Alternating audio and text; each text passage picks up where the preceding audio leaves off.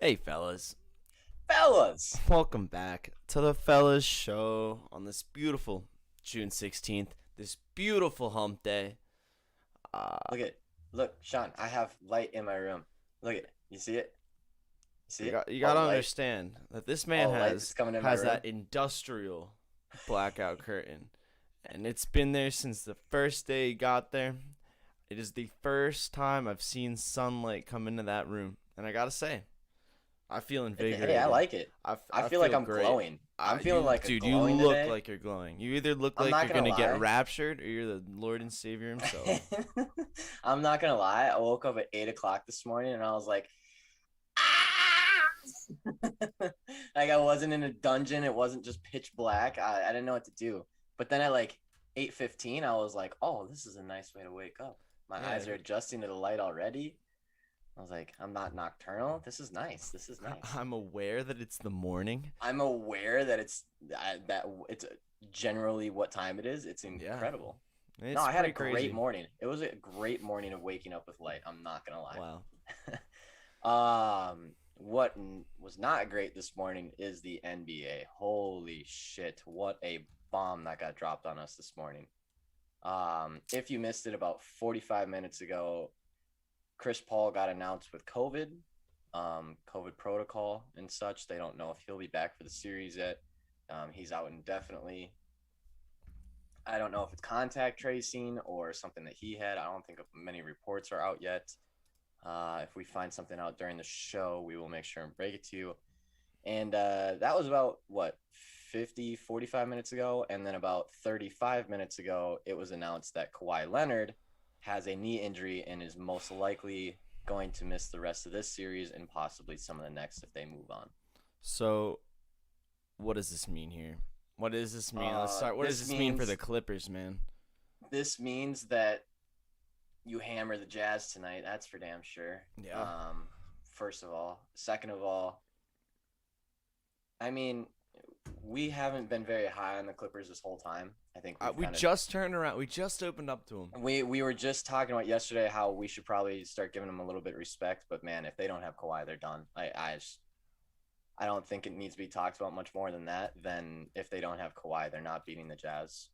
Yeah, that's just they need It that seemed more so than it's even his yeah. offensive output. They need his defense. They need I mean, just boards, just everything, right, dude? yeah, It's they just need him to just be in there it. playing.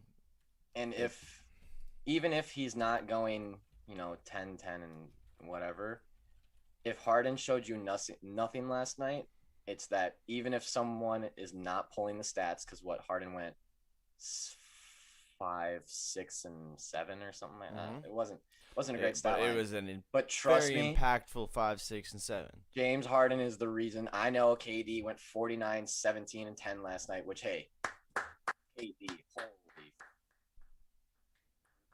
mother of God, Jesus What a himself. game! I mean, What a performance. now Dude, that we were the talking three that about he Katie hit, yesterday. we were saying, is he good enough to do it by himself? Like, can he really? Does he have enough depth on his team? And we did say, man, if he has Harden next to him, of course he can. And it's just, man, like, and I went on Twitter this morning just to kind of see the initial reaction of how everyone's feeling about last night's game, and everyone was talking about KD, and I saw a bunch of shit saying that like James Harden, like, hey James, maybe you shouldn't let him do it by himself next time. I'm like, whoa, whoa, whoa, no, no, no, like, and KD even said after the game, he's like, the stat sheet might not reflect it, but the communication, the ball handling, the decision making, Well, like not what he's even. doing It's with that, like like spreading the floor. Yeah, the biggest thing is the spreading the floor. You have a dude, uh, you know, who can average 30 whatever points a game when he feels like he could drop 60 on a dime, like, and he's standing on the court. I don't care if like one of his legs is chopped off. Like he's standing on the court. I mean, basically one of his legs were chopped. But yeah, Like basically it he was was. You see playing him on one moving leg. around there. He was not moving super great. I mean, it's also probably good they rested him. And I think that Yeah, ended up being the smart idea, judging by that performance. agree, but Um, he should not have been on that court last night. If you don't I don't know, know though. if man, I'm telling you, and I've talked about this before. There's two injuries that you just don't they don't seem as bad, but you just can't rush them. You can't come back from it. It's a groin and it's a hamstring. Yeah, You but just you like, just can't. if you are ever going to rush an injury, Oh yeah, that was the time. I think he had to play. I think he had to play. Absolutely 100% he had to play, but also 100% he should not have. Like for the Oh health yeah, of his hamstring, ideally. he should not have been in that game. Like there's no way you don't rush an injury like that. You just Uh, can't. I think one thing that's almost as impressive as KD last night is how much it seems like the Bucks just want to lose after doing so well the last two. I don't know what's that team. What you've been saying about Giannis is spot on. Just far too one dimensional. And he Just very tried one-dimensional. tried to bring Tried out hitting the some three. threes last Yeah, night. tried to Yeah, break out the and three, and it just wasn't there. Um, I just yeah, man, like super good player, incredible player, obviously. absolutely, Um, absolutely. and for someone who doesn't have the talent surrounding him like other Mm-hmm. elite all stars in the Yeah, league he's do, doing the. He's going it's down the route. it's He's not trying to build the big team. He's not going to the it's big market. He's saying small market. yeah. Just got his Like guys. I respect everything he does, but it's now Giannis. It's now time. Like you either have to demand someone in Milwaukee that can take away from your like that, so you're not getting double teamed in the paint, which he still might anyways. But he needs an extra star, or he needs to leave for somewhere else Yeah, I because think. it is now shown that people have figured out Giannis as he is one dimensional, but like he's so good at the one dimensional thing. But there's only so much you can do that thing before you start getting triple teamed in the paint. Right. And everyone It's knows like that you're just gonna drive. Like there's only so much you can do. Whether you like, I know he's a freak athlete. No, he's absolutely incredible, right. borderline It's kind of MVP. like it's he's good enough that even if people know what he's gonna do, you can't stop him. You just know what he's gonna do. But then there's the problem of like what you said, he gets You triple can teamed. limit There's him. not enough Yeah. people on the floor that if you put enough people on him, you can. If it's one on Yeah. one, there's not much you can do to stop him. Even if you know You exactly can't stop what him. he's You gonna can do. slow him down and make him less efficient. Yeah. And But if then, he's the only person on the floor getting the ball and taking the shots, and he's not being efficient, you're not winning the game. It's time to surround him with something else, or it's time for Giannis to go somewhere else because this playoffs more than any, I think, have just shown that he's too one dimensional, and maybe not too one dimensional because it's not like Jokic is out there like shooting mid ranges and 3-pointers and shit like that. Like he's also one dimensional, but like he also has a little bit of people that he can kick it out to. And Jamal Murray, when he comes back, like he has an extra piece to that. right. I just feel like Giannis has no piece like that. So interesting stuff. But yeah, tough for NBA this morning. I mean, I think this makes betting a little bit easier because I think you just slam the Jazz, and I guess you don't really know what to do with the Sun series Yeah, now. I was gonna say That definitely makes that series a little bit harder. But yeah, I would be smacking the Jazz tonight. What did that line jump to? Have you seen it yet? no, I actually have not looked. Let me check real quick. Jazz are now getting 7, which honestly I figured they'd go anywhere up to 9.5 after that news, which is insane. But like, let's remember game 1 and 2. Sure, Clippers man. got stomped on. Yeah. With Kawhi. No, okay, yeah. Games happen in both ways. Yeah. Yep. I mean, both teams have been stomping on each other at home, so like, there's that. Kawhi's the best player on that team. Yeah. He's probably the second best player in that series. I think Donovan Mitchell is more impactful than him right now, but I think he's right behind him. If not, I would agree honestly, with his defense, if not, he might be because Donovan Mitchell also has Rudy. Yeah, and Kawhi might be the most important. And Kawhi just does every aspect of the game so well. Yeah, it's a huge. He might not be he might not be the best player in the series, but I think he's the most impactful player in the series. Yeah, and I agree. And then because even looking at the Nets injuries, like you lost Kyrie Irving and James Harden, but you know what? You still had Kevin Durant on the floor. Like you still had a chance in every game. Even the Lakers, it's like you still had LeBron on the floor, and you still have Paul George on the floor. Nah, that's just not the same. It's not. It doesn't equivalent to the LeBrons and the James Hardens and the. Yeah, it's not the same player. Also, if I hear one set of bad words on Harden today, I'm going to argue Well, it. I've Argue heard it. enough. Like, if you open up Twitter, like once Yeah, it's, I can't believe. First of granted, all, he shouldn't have been chucking up the threes that he did. He probably shouldn't have gone 0 for 9 from 3 point. Like, yeah, I get it. Maybe that aspect, but at the same time, because he shot those, it probably spread open the floor so that KD could take a couple extra. Like, I even in that aspect, but just, man, the ball control, the decision making, the communication, the knowing and running the offense, the everything. You could just tell they were in a flow last night. right? Like, Because if you they were have, down, but it seemed like no matter how far they were down, they were always still in that game because they could go on a 10-0 run like that. It was just immediate. They could be right back in that game. And KD shooting lights out is just right, that's the thing about what an absolute performance. if you have if you have James or Kyrie, you have someone who can run the offense. And when you have both of them, it's fantastic. And then if you have none, you're relying on someone else. You're relying on someone else. The stats now for Harden being on that team compared to when he's not is just what they've covered the spread with 85% of the time that he plays or something.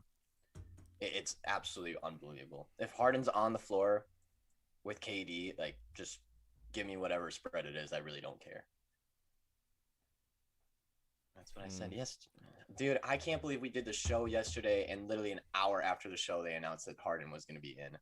Because we were talking about it at +4, and we're like, I don't know if KD can do it by himself. And I wish I would have pulled the trigger on the show yesterday, because that would have been great to get that at +4. And the money line was like +150 at the time. I know. And I know I was like, ooh, it's a nice money line, but I was not going to pull it without Harden playing.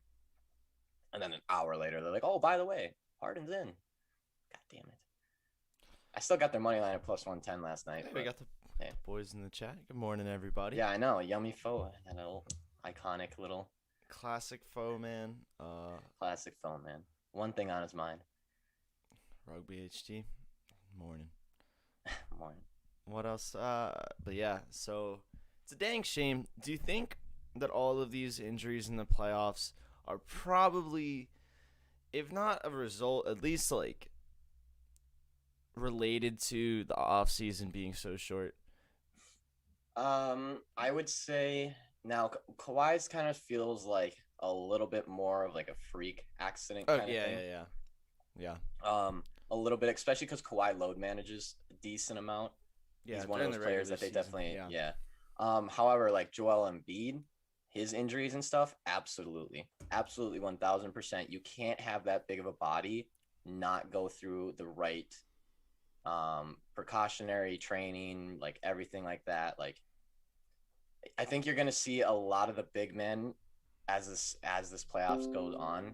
And I'm surprised we haven't seen more of it, honestly. But I think as these playoffs go on, you're going to see more and more big men start dropping. Yeah. It's just, I think they get the worst of it because, I mean, it's just big bodies, dude. Like, the bigger you are, the more apt you are to get hurt. It's just the way it is. And I think without like a proper regular off season, without proper load managing, even though I hate load managing, just lower the games in an NBA season. So I was just saying, I noticed, like, basically, I think the two most disappointing teams in the playoffs might have been the Lakers and the Heat. Yeah. And they played the longest, and they had the shortest offseason. And AD went down. Yep. LeBron was down at the end of the season, right? And then Bam was out for a while. I mean, there was all sorts of injuries on this team all year. And because they had, 2 months? Something like that, right? Not much more than that. I think if you have a big man on your team right now, you should be like a big man that really controls the game right now. If you're the Jazz, the Sixers, like you just have a big man that kind of controls everything, I'd be kind of worried and hoping that they can pull them out when they need to. Like, the Sixers are up 15 in the fourth, you pull Embiid immediately. Yeah, I don't care. I don't care if they make a run back. You pull that man immediately until it's a 4-point game again. Like, you do not risk him at all right now. Not to bring up the Sixers and be a Sixers show, but the fact that Embiid was on the floor for like the last 4 minutes of that game, I've been trying to figure out.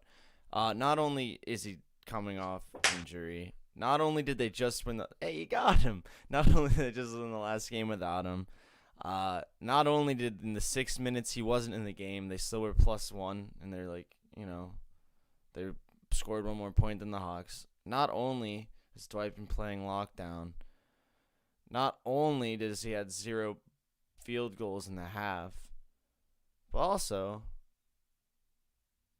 he did get the ball and then he breaks ugly 3. So I don't know what we're doing. And he's beat. He's cooked. Put in Dwight. If you have it, and he's been playing 40 minutes all fucking season. That's the main thing. 7'1". If you have a center that is gonna be your guy, you need a backup that could probably start on a different team. Like, you need a really, really, really good back. Which is the one reason why they brought Dwight Howard in the first place, is when Embiid is looking bad or Embiid's looking tired because we're playing 40 minutes against the biggest guys all fucking season long. You put in Dwight Howard because he's just as capable of doing the exact same things, just for 10 minutes at a time rather than 30 minutes at a time.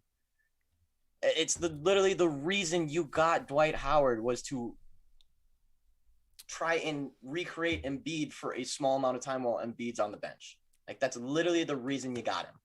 Yeah. And then they don't use him when they should be.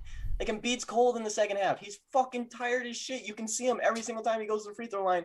He's hunched over like this. He's dripping sweat. Like, get the man off the court for 5 minutes. You have Dwight Howard. He's not going to fuck it up. I'm mad Embiid's getting heat for that, because when I hear something crazy, he didn't hit a single shot in the second half.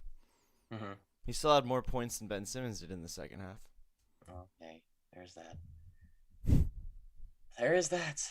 So anyway, you gotta have your guys scoring points, Yeah, but anyways. Points equals basketball.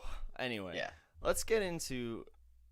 I think we're both very excited to get back into the sticky finger situation. Ah, yes. MLB Scandals is back. It's back. It's back. Tyler Glasnow, thank you. Thank you. We were waiting. For making. We had a great time. We had a great time when the MLB was letting the sticky fingers go. It was a lot of fun to talk about. And then Joe West did Joe West things. The only umpire in baseball. Only umpire in baseball. He's got to be the only umpire. I don't know how, but that's the only name I've ever heard in umpire baseball. So I'm pretty sure he's the only one. I'm pretty sure it's just a bunch of Joe West around. Joe West is in the news. He went and snitched on the pitchers for using substances, even though we all knew it. He made a story out of it. So the MLB said, "All right, no more substances, no more foreign substances." Tyler Glasnow goes, "All right, fine. I won't use sunscreen today. I'm gonna go out and pitch." Rips his elbow apart and goes, "It is absolutely the fact that I did not have foreign substances is the reason that my elbow is hurt." And hey, before I watched this next clip that you're about to show, I was like, "You're dumb. That doesn't make any sense." But then I watched the clip that you're about to show. Yeah. And I don't know. You tell me how you feel after this, because now, yeah, I just think I've watched this clip and it was very interesting. I'm trying to get the clip on. It's being a little goofy. Okay. I think it's pretty funny. All right, not funny maybe. That might be the wrong word.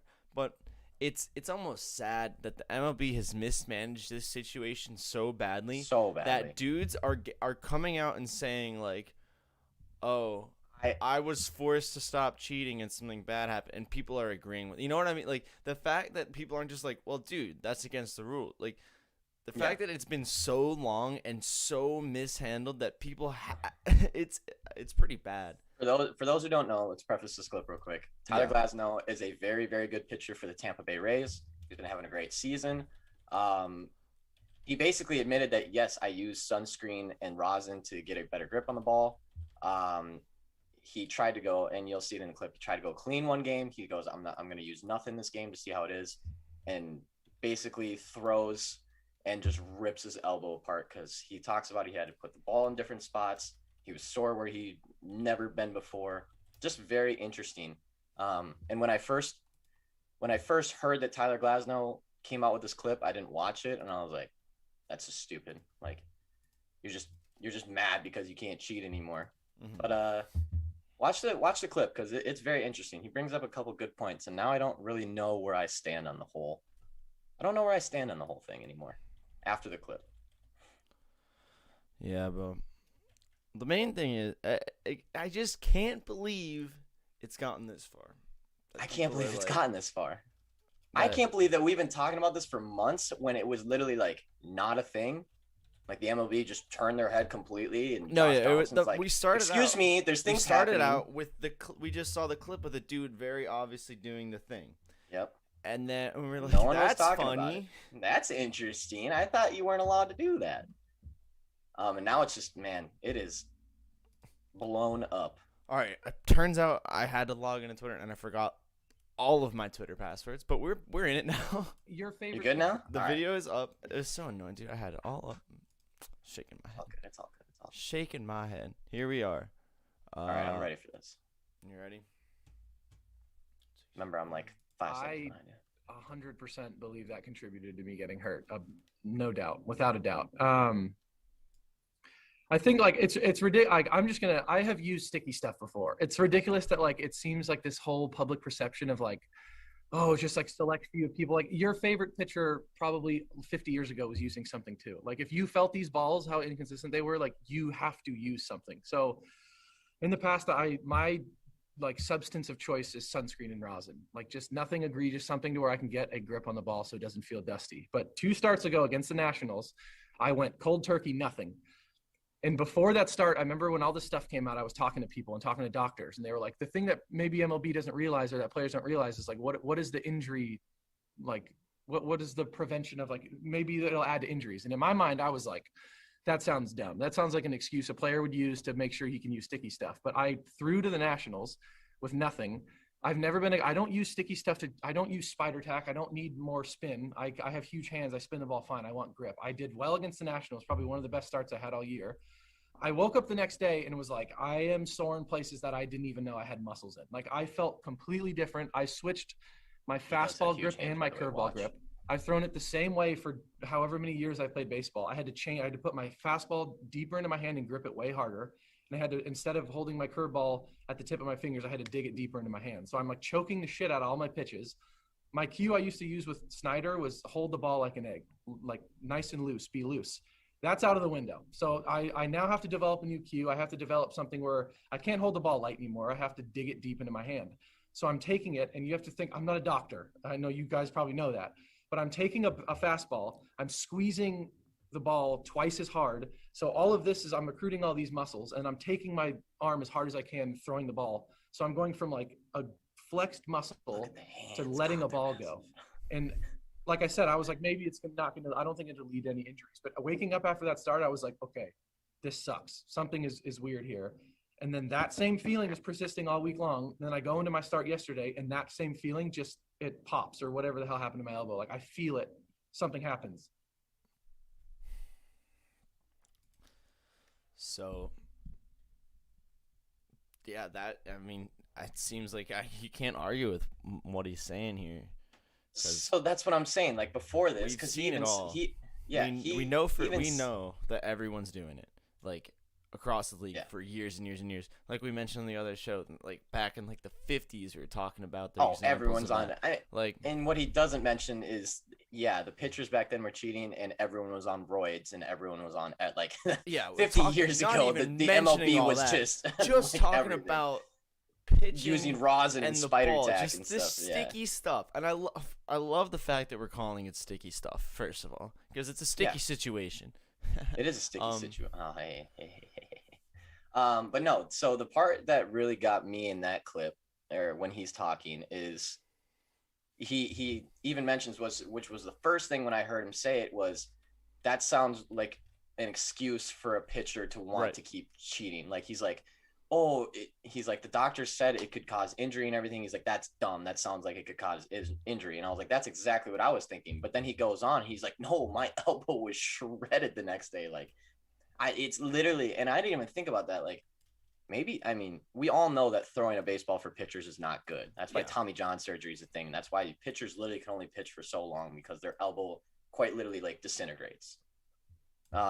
Which is insane, repetitive like task that'll just destroy your arm, 100%. So hey, I'm gonna, and this goes against what I've been saying for the past month on this show, let the guys use a little bit of sunscreen and shit, I guess. Like, after seeing that clip, it's like, yeah. So I kind of agree. Yeah. To a certain extent. Because what he said about, like, because there is different sticky stuff. Yeah, that's the thing, too. I have no problem with sunscreen and rosin. Like, that makes so much sense. Is for almost not even just the grip on the ball, just to almost clean it, if anything. Like, it gets dusty. Just to get a consistency, almost, yeah. So I think the MLB has to do one of two things if they want to actually fix it. I think the first is either have a really specific list of the substances you can use and the substances you can't, and be able to effectively check for them. Because even if you implement that and then don't actually check, it's going right back to where it was before. And if you can't actually identify it, then it's in the same place we are now. Or, because what else he mentioned that I thought was interesting was he said, if you feel these baseballs and the irregularities, maybe they just need to make a better ball. A better ball, because they changed a more consistent ball. Yeah, because do they still hand make all the they can just I feel like it's just so old now. Like, it's such an old style. Like, how can you not have consistent baseballs in a professional league? Give me one other sport where the object that you're using is not consistent. Basketball.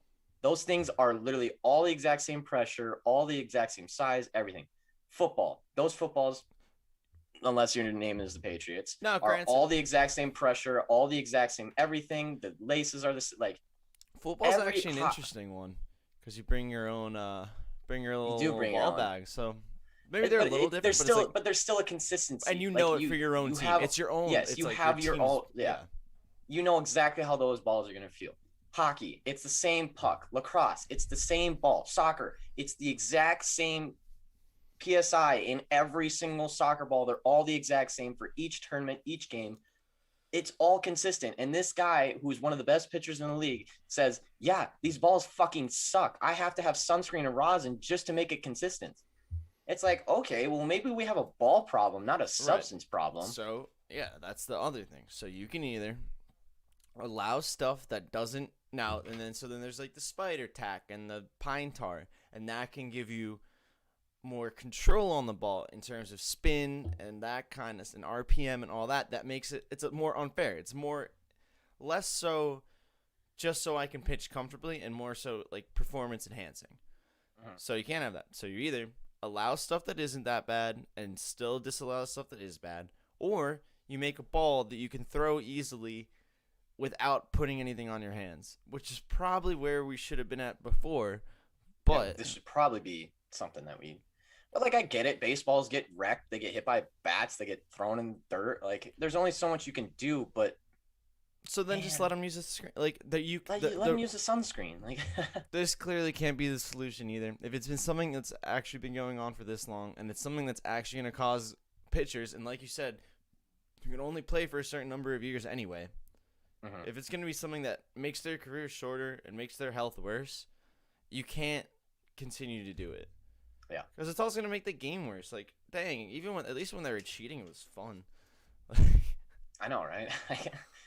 I don't know. It's very interesting, and to see someone who is like that high up in the ranks just openly be like, yeah, of course I'm using sunscreen and rosin. Like, everyone fucking is. Like, how could you not?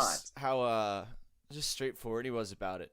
Yeah. Because at this point, the more people act like that, because the more people, who was Super Sketch? Trevor Bauer. When he asked, are you using sticky stuff? You ever use spider tack? I don't know how to answer that question. Maybe. So when people act like that, then the public perception is, the narrative is like, he's ashamed. Sketchy, he got caught in the act using spider tack. When people talk about it like this, it's like, oh, that makes a lot of sense. Really sucks he got hurt because the rules just randomly changed in the middle of the season. Like, if you're approaching it like it's cheating, then everyone's gonna be like, yeah, you're a cheater. But if you're approaching it like, dude, this is just part of the game. We gotta fix it. And dude, there's parts of every game that aren't part of the game that end up being part of the game. Especially baseball. there's so especially baseball. every sport has something. Like the NBA has running into people while you take a jump shot to draw a foul. Soccer has flopping. Football has like every sport has little things in there that you do to give you a slight advantage on things. Like I would say every like sport's got something. I would say this is more akin to like poking someone in the butt in the fumble scrum. Yeah. It's just like a weird little thing that's not Like a longest yard, put a isn't- cigarette out on someone's arm. because like some of the stuff you're saying is taking advantage of rules that are in place. Yeah. This stuff Yeah, is that's fair. this is like creating Foreign, a whole just an extra addition. It's really like it's baseball. That's like the whole all the unwritten rules of baseball. All the it's a weird. That's like I don't know, man. To me, that's like the most appealing part of the sport is like just the unwritten everything around the sport, like everything that happens, all the nuances of the game, man. It's sick. Yeah, it's cool. But no, I like. Hey, I'm all for like not cheating and stuff, but I'm also all for protecting players and making sure that pitchers actually have careers. It's like you don't and have if it's, to. I don't know. And if it's physically impossible, like, and I saw unfortunately, I saw a Twitter comment that made a little too much sense. They're like, maybe don't throw the ball as hard, and then you won't have that problem. And it's like, well, so you're gonna throw 86-mile-an-hour fastballs and Here's just the get thing, yarded man. all game long. You're gonna like, lose your job to someone who doesn't care about your arm. That's exactly. as simple as that. Some psycho in there who just absolutely rips apart his elbow for 5 years. The main thing, and kind of like what I was saying with baseball, like, oh, the beauty of baseball, the nuances and the unwritten rules. There's also the problem with baseball because they won't just change the dang rules. Like, if they so do want to make it so you can just use this stuff, because again, doesn't that seem like the simplest solution? Just or even provide something so that everyone's using the same thing. Like, you know, like it's not illegal to put some powder, like. Yo, if LeBron's doing that before the games and all, like, just give him something. Give him something. Try to do something because at the end of the day, just put a little sunscreen in his hands, wipe it on his face, and then just keep it on his hand. If they're still worried about getting young fans and viewership and all, best players, the best pitchers getting hurt won't help. Yeah, no, won't help. Even if the batting gets better, which has that been a trend? Has there been since since that rule got implemented, since they started checking or at least announced they were going to check, has there been maybe more overs hitting, more anything like that? Because I feel like that'd be something to look into. There is a client that will not stop calling me. I feel like it has to. Like, I feel like I've seen a lot more high-scoring games. I know I said I was checking on that earlier, but I didn't actually end up checking on that. But for the most part, like, I don't know if it's been everyone, but definitely when aces are on the mound, like, people are tearing them apart. Like, aces that normally don't get torn apart are getting flattened. Like Garrett Cole, for one, getting absolutely shit on since the substance thing. Brandon Woodruff, the Milwaukee Brewers pitcher, absolutely shit on since the substance abuse thing or the foreign substance thing. Like, there are pitchers out there that are struggling with this new rule, and very good pitchers that are struggling with this new rule.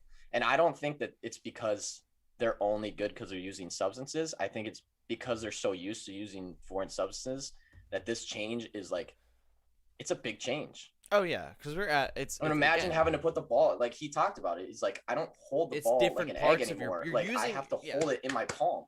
There's very, very few instances where a professional athlete,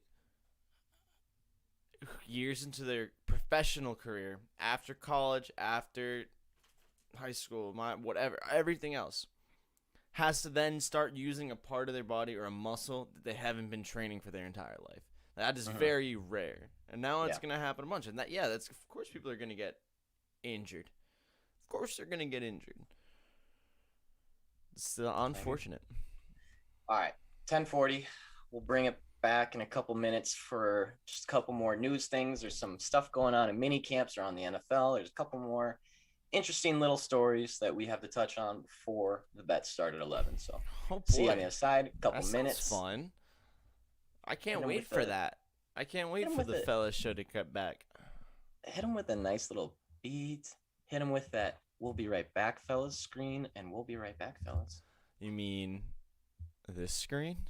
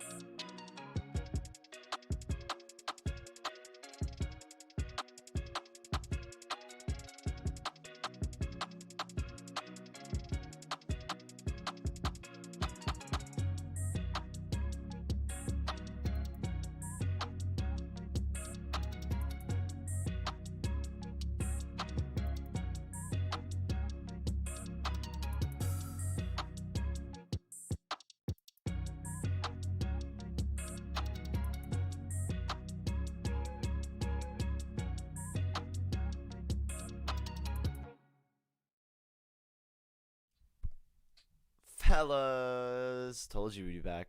We never lie. Dude, that might be one of my favorite beats. That's a It's good that one man. and that one and AOK. Ayo, ayo, I don't think ayo, you've ayo. ever played that song during a break where I don't come back and have it stuck in my head for the rest of the day. Like anytime you play that song, I just feel like living in this big blue. Oh yeah, we'll drop an AO going into 11 just for the. Going the into the bets. people. I love Yeah, it. going in It's the gonna get me bits. hype. It's gonna get me hype. Make us more All right. accurate. All right. Interesting. Papa Elvig is watching the show. He did send me a text during the break. He made a very good point. Very, very good point. And let me read it so I don't butcher what he said. He was listening to Tyler Glasnow thing, and we were talking about substances and what we can relate it to in other sports. He said it's like boxers use Vaseline on their face to help protect against their skin tearing from the glove leather. True. Everyone knows it, does it, and it's necessary if you want a good fight. You either approve a standard substance and enforce the hell out of it, or you change the game and the game gets more interesting. Now that the pitchers can't perform as long or as accurately, it's all relative, but it must stay consistent. Absolutely. Couldn't agree more. Brilliant stuff there. Yeah, that's a great comparison.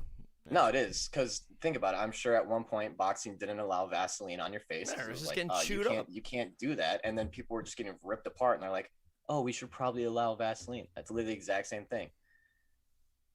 Not allow sunscreen thing. All the pitchers' arms get shredded. Well, hey, we should probably allow them to have a little bit of grip, huh? Interesting. Imagine just having like in like 5 years from now, pitchers on the mound just have like a bottle next to them, and they're Or just just like like- allowed. It's kind of like you know how gymnastics have like chalk? Yeah. Like they have like one of those just right next to you. You can just go and fill up your hand a little bit with Or like, just like some kind a- of controlled substance. Like a little like sauce thing. Yeah, something. You know, with like several like if you go to B-dubs, get a bunch of sauces. It's like a and they condiment can tray. pick. They're and you like, can pick I'm which gonna one. take a There's a dash rosin, of there's a sticky tack, sunscreen, there's and then that'd be funny. That'd be but no, we have NFL minicamp things to talk about because what's minicamp going started on, yesterday. dude? Well, minicamp started yesterday for most teams. I think almost all teams actually. And it's just kind of some stories that broke around. One, Tua threw 5 interceptions in like the first set of scrimmages yesterday. I don't know how I feel about that news. I'll tell you exactly.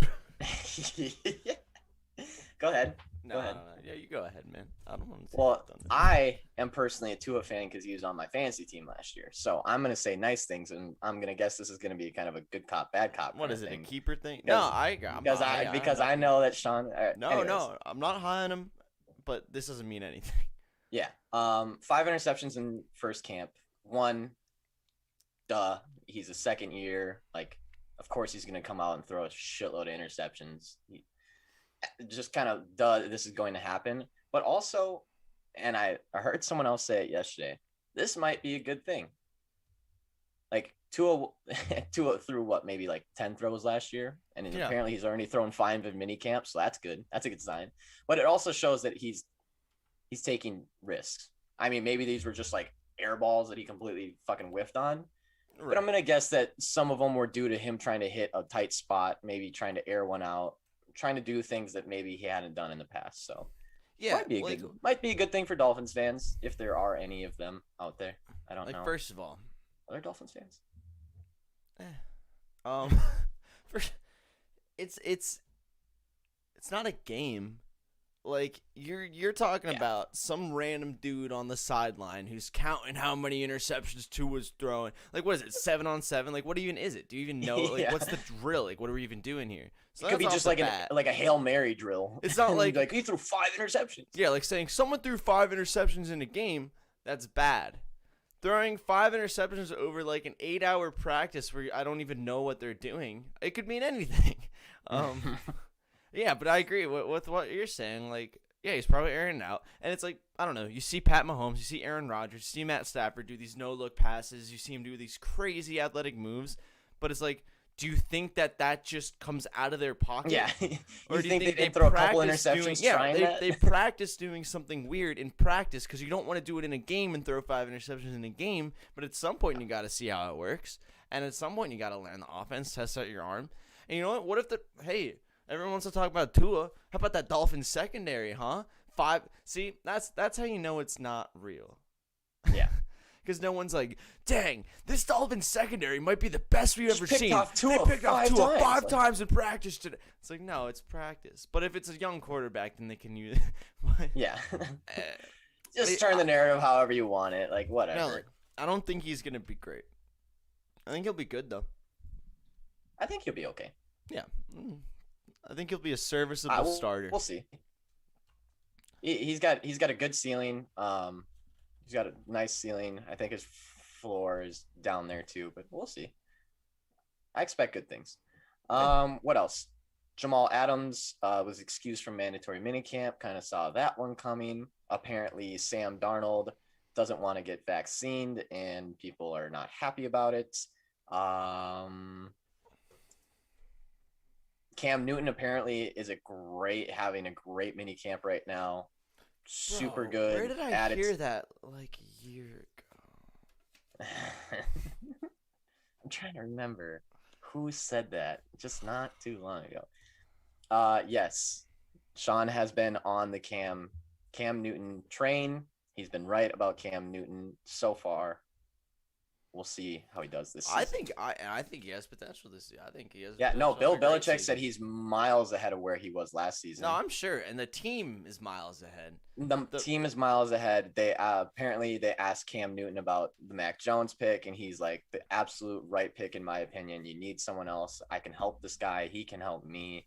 Sounds like the Patriots are Yeah, I gonna think it's a make a great little move. situation for Mac because at the end of the Oh day, yeah, I think even if Cam has, I'll say anything but an MVP-like season. I'm not saying he has to win it, but like, unless he has an MVP-like season, he's not in New England next year, no matter how well he plays. Because if he plays that well, someone's gonna offer him more money. So it's a great situation for both of them. Mac gets to learn under, regardless of his play last year, a really like a fantastic Hey, NFL quarterback. even if Cam can't teach him much because Mac Jones probably is a more accurate quarterback Yeah, than sure. Cam already is. But Cam's gonna teach him how to like get out of the pocket. He's gonna teach him all these different things. There's a lot. Like there's just so many things that to Cam being can a teach. There's so quarterback many, in the yeah. NFL. The so mindset, many the things. work ethic, Yeah. how you actually like. People don't talk, like, I don't know. It's not like you just show up at an OTA and you know how to study film. You know how to learn a playbook. Yeah. You don't just. It's like studying anything. You have to learn strategies to study too. Having a guy There- like that helps you in so many ways. There's so many QBs that have said I didn't learn how to read defenses until like my third year in the Pat NFL Mahomes. kind of thing. Pat Mahomes said it, and he's like, I think he said it in like 2019. He's like, You said it just before the started. last season.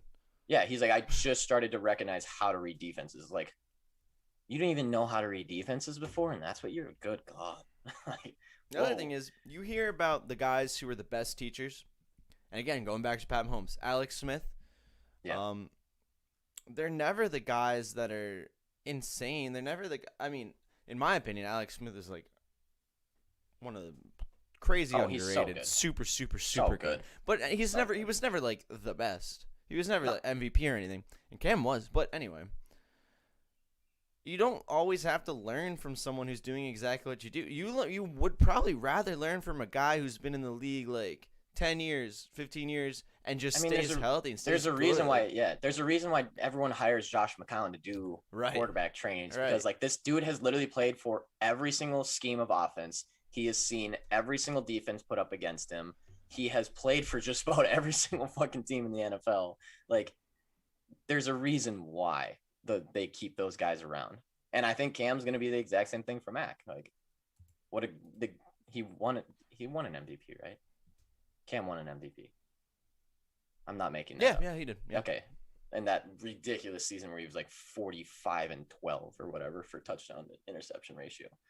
Yeah. Hey, good for the Patriots. After last moly, season, dude. they kind of need to have a little bounce back. Cincinnati Bengals, Joey Burrow, very well on track for week 1. Should be 100% before training camp. Yay. I am so excited to Is watch this Joey Burrow real? this season. Wait, I'm Wait, so dude. What's up? Did you hear about the Bounty Gate movie? There's a movie coming out about it? Not only is there a Bounty Gate movie, dude, I'm sorry, I cannot. I hate to because Everyone's gonna wait, see wait. what I've been First talking off, about. bro. I'm with you. That is probably one of the worst things that has ever happened in sports. Period. I'm And there was totally nothing with done you. about it. and there nothing was was nothing done. done about it. Sean Payton got suspended for a year, and 2 refs got fired, and that was fucking it. But okay, because first of all, I hate to break up because there is a ton of minicam news, but I just saw this and I wasn't even gonna say No. We until need I to talk saw about this this. picture. There's a Bounty Gate movie and Kevin James is playing Sean Payton. No. That's gonna make me hate Kevin James.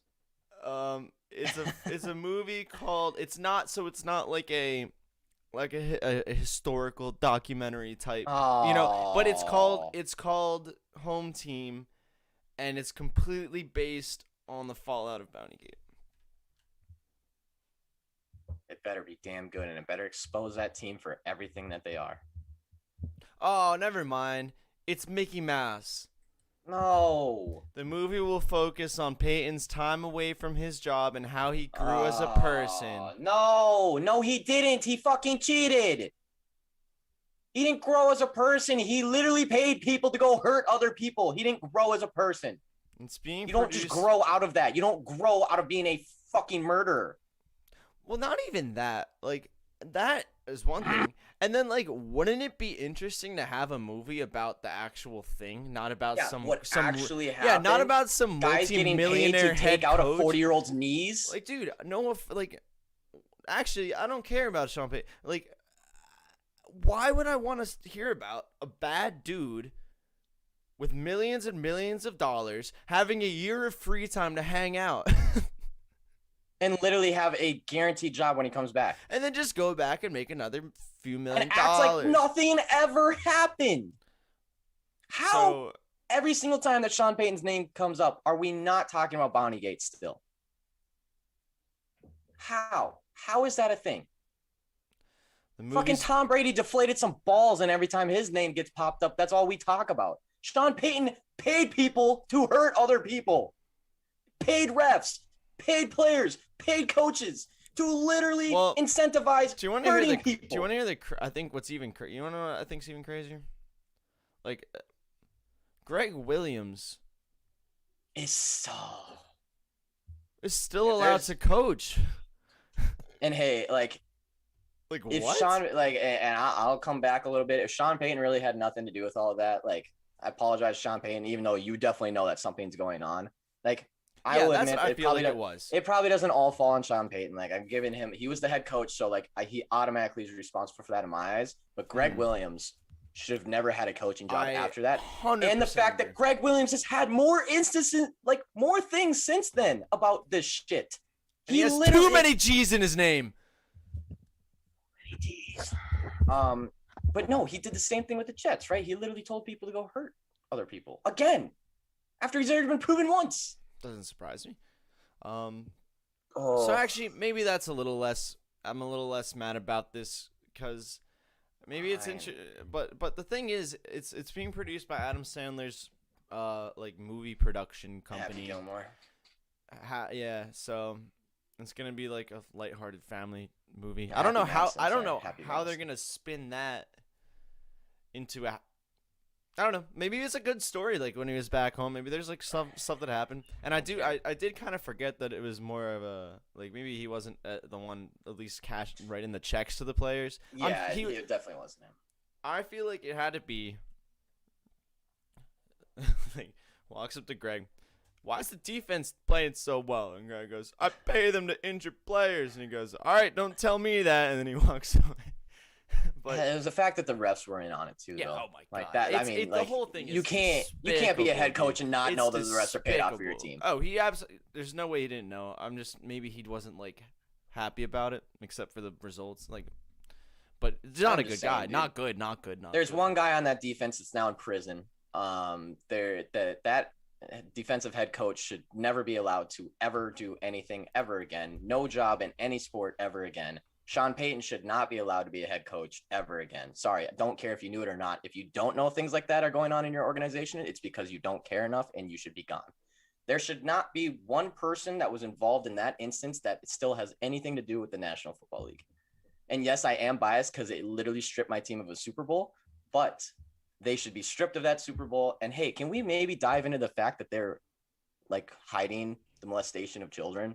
Maybe.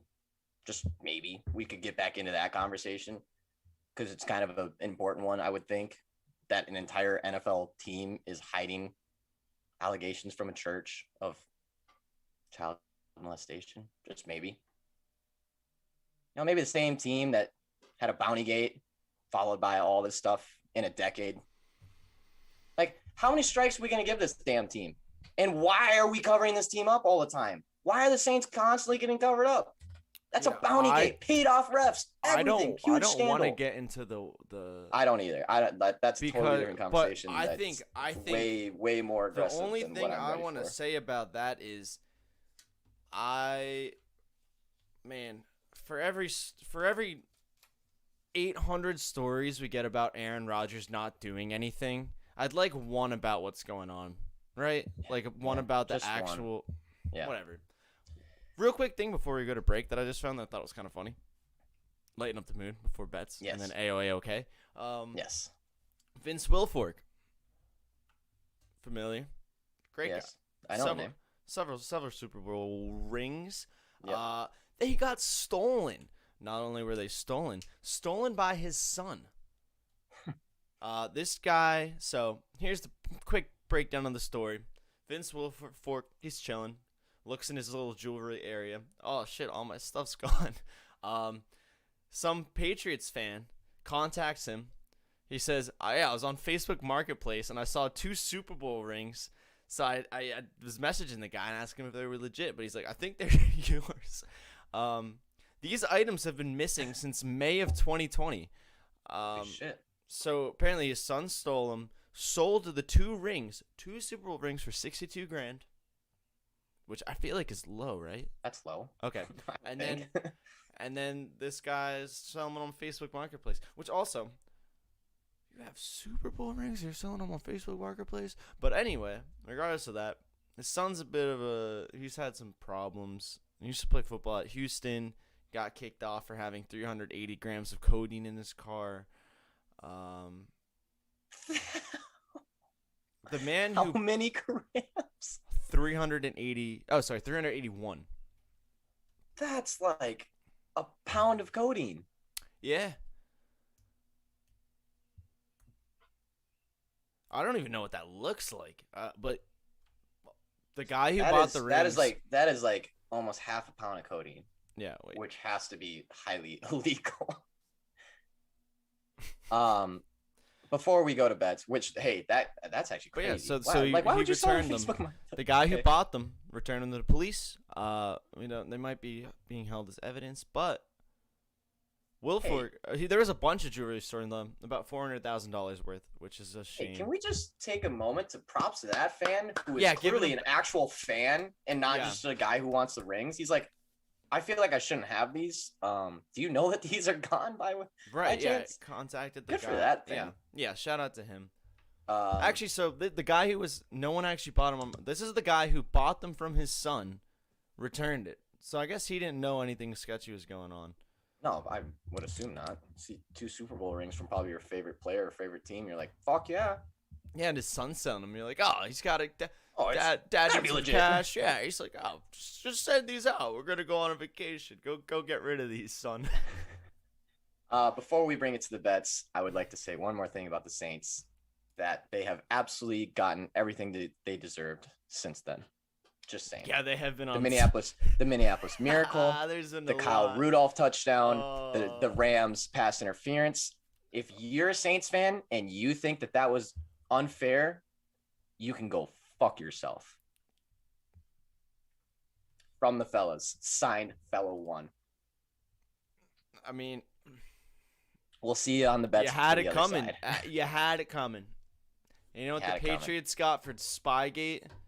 15 years of a dynasty. I want that Super Bowl strip from the Saints so goddamn bad. I will not stop arguing. I will not let this live down until that Super Bowl strip. You shouldn't. Honestly, you shouldn't, because not enough people are pissed off about it. It's the fact that it was as a Vikings fan who's 0-4 in Super Bowls and even worse record in NFC Championship games and everything, that was the greatest chance we've ever had to win a Super Bowl.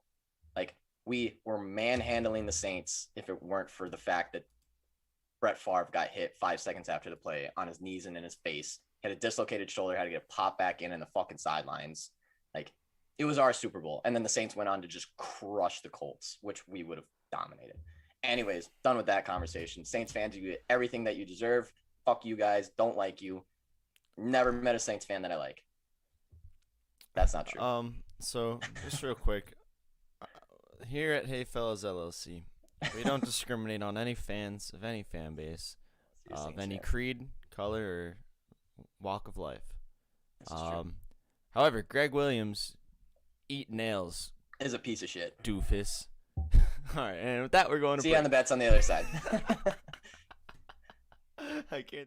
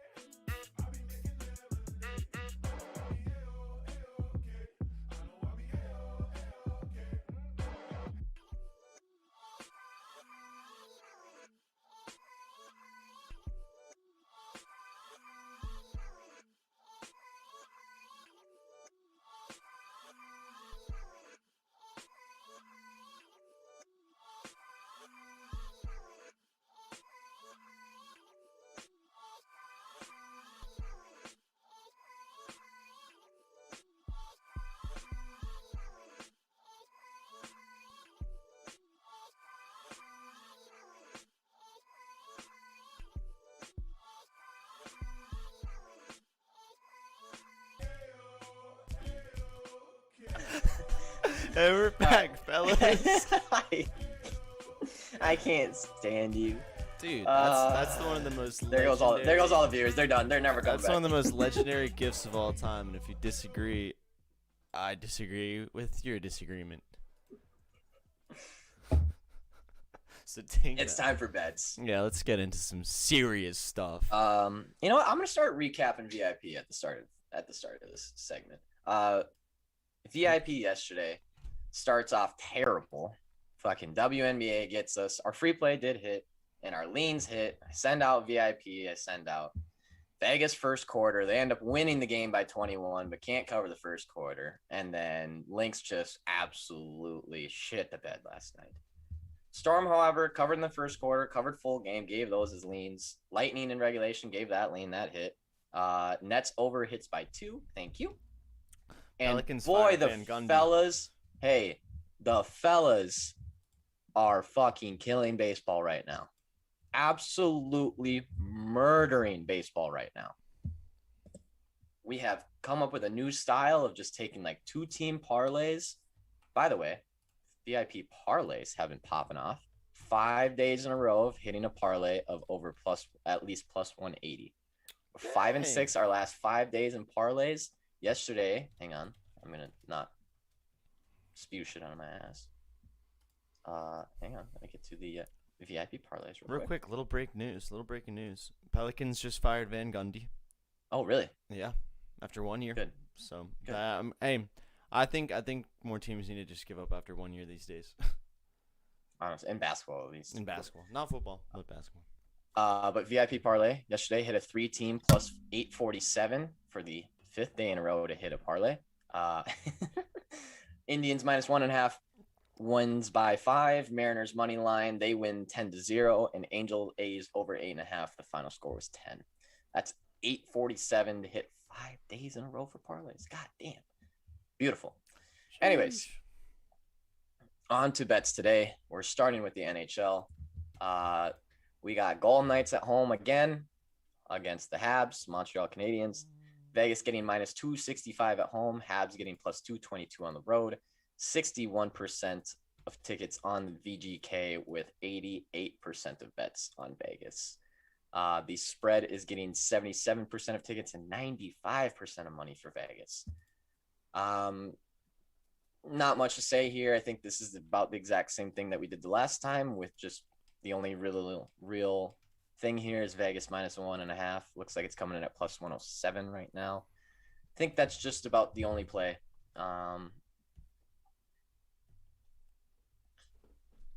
See, the problem is you can only get the Canadians at plus 1.5 at minus 127, which just isn't worth it. It's not a lot. I figure with their money line coming at plus 22, maybe you can get them like 2.5 at minus 130, which might be worth it. But if you want to sprinkle a money line on the Canadians, feel free to do it. But I think your money is safer going VGK minus 1.5. I still think the Canadians can steal 1 or 2 games in this series, but I don't think it's going to be in Vegas. I think they're going to have to go home in order to take one. Vegas in regulation is probably a juiced as shit line, probably really not worth it. So the under over is set at 5.5. Under 5.5 is minus 148. That's wow. I'll lean the over with a plus money on that, over 5.5. I think some goals will be scored, but and 98% of money is on the under. So give me the over, but probably not going to lay an actual line on it or lay an actual bet on it. That's NHL. Just one game tonight. Stanley Cup semifinals, baby. We're getting close to the finals. We're getting damn close. Basketball tonight. We have Hawks Sixers game 5 back in Philly. Sixers are getting 6.5 at home. 60% of tickets, 71% of money. I don't know what to do with that one. 6.5 is a lot, man. I really don't want to lay a bet on the Hawks because I think the Sixers are just better, especially at home. But 6.5? It's 7 on DraftKings now. Is it DraftKings? DraftKings got 7. Yeah, I don't know, man. Public really not stacked that hard on the Sixers. It's actually kind of a good stack, but you got anything on this? Because man, I don't know. Money line's getting 96% No. on Sixers. Do I think No. Sixers win this game? Absolutely. Maybe. I think that they go home and win this game. Do I think they win by 7? I don't know. They can. They easily can, but are they going to? I don't know.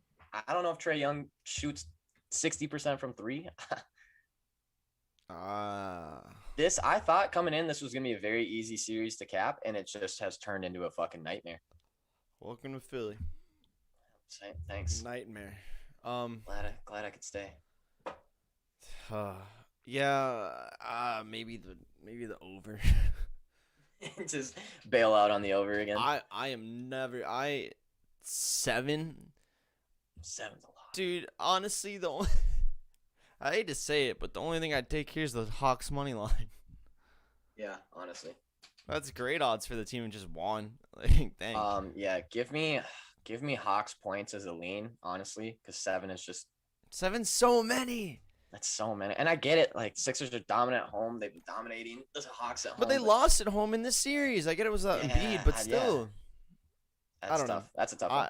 I would love if the Sixers would cover 7. Embiid That would goes make for my heart rate would go down, my blood pressure would go down, everything would be cool if they could win by more than 7. I will say I think Embiid probably goes for 40 tonight. After last time, he's probably fucking pissed. And he's one of those players where if you make him mad and he feels that he's not contributing enough, he will dominate the court. True. And there's really no one who's going to stop him besides himself. Like he shot himself in the foot the last game. No one made him do that. He was just playing bad. But yeah, I'm leaning Hawks points on that one. I got to look at that a little bit more and see exactly where we're at. I don't even know if we'll have a play on that. That's just too many points and just weird stuff.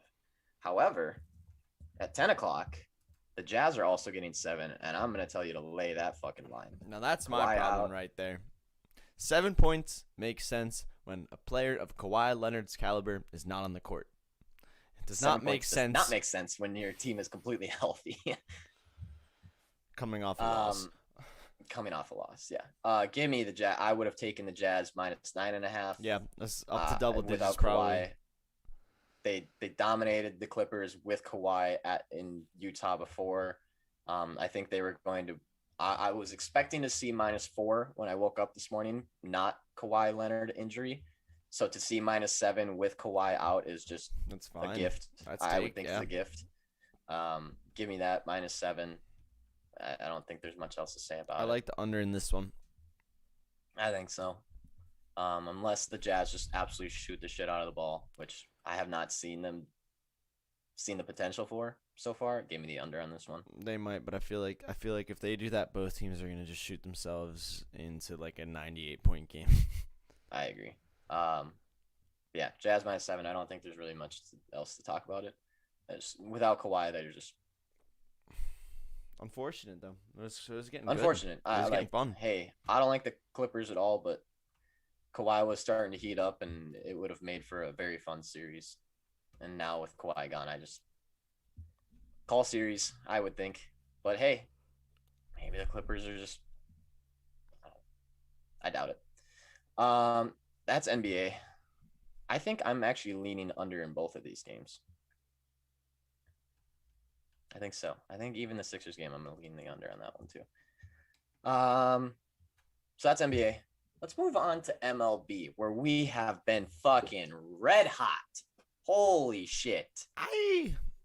Giants yesterday capped off an amazing MLB day. Brewers Reds could have gone over to 9. That would have been really helpful. But that was the only MLB thing we missed yesterday. Let's see. What did we have yesterday? We had that parlay that hit with some MLB in it. We also had Indians -1.5. They win by 5. And we also had a parlay of Mets Dodgers for +158 that hit pretty easily. Just been on fire lately. Hey, your boy. And I think it's contributing. Hey, and you went 2-0 on your little trend bets yesterday. And my sticky note with my trend bets, bro. Oh man, I'm ready to. Blue Jays third inning money line, check. Cubs Mets first inning under, check. First inning no runs, check. Easy, 2 for 2. Those are both plus, dude. They were plus. I know you cashed out yesterday. They were plus. This man's sitting at his computer and he's like, "Oh, how'd the Mets do?" I was like, "Well, they won in the first 3. Oh shit, no way. How'd the Blue Jays do? Oh, they won in the first 3 too. Oh shit, no way." It's like, God damn it. We got early games today. Yeah, Early we games got today. a Games are starting 1:15 bomb in the morning. That's early. only that's 1:15 bomb. 1 hour and 56 minutes. Well, oh, hey, yeah, you're right. You want to check my math, bro? Yeah. Well, actually, I don't. 46. You should have checked my math, bro. Should have checked your math. now Actually, it's just 56. 40.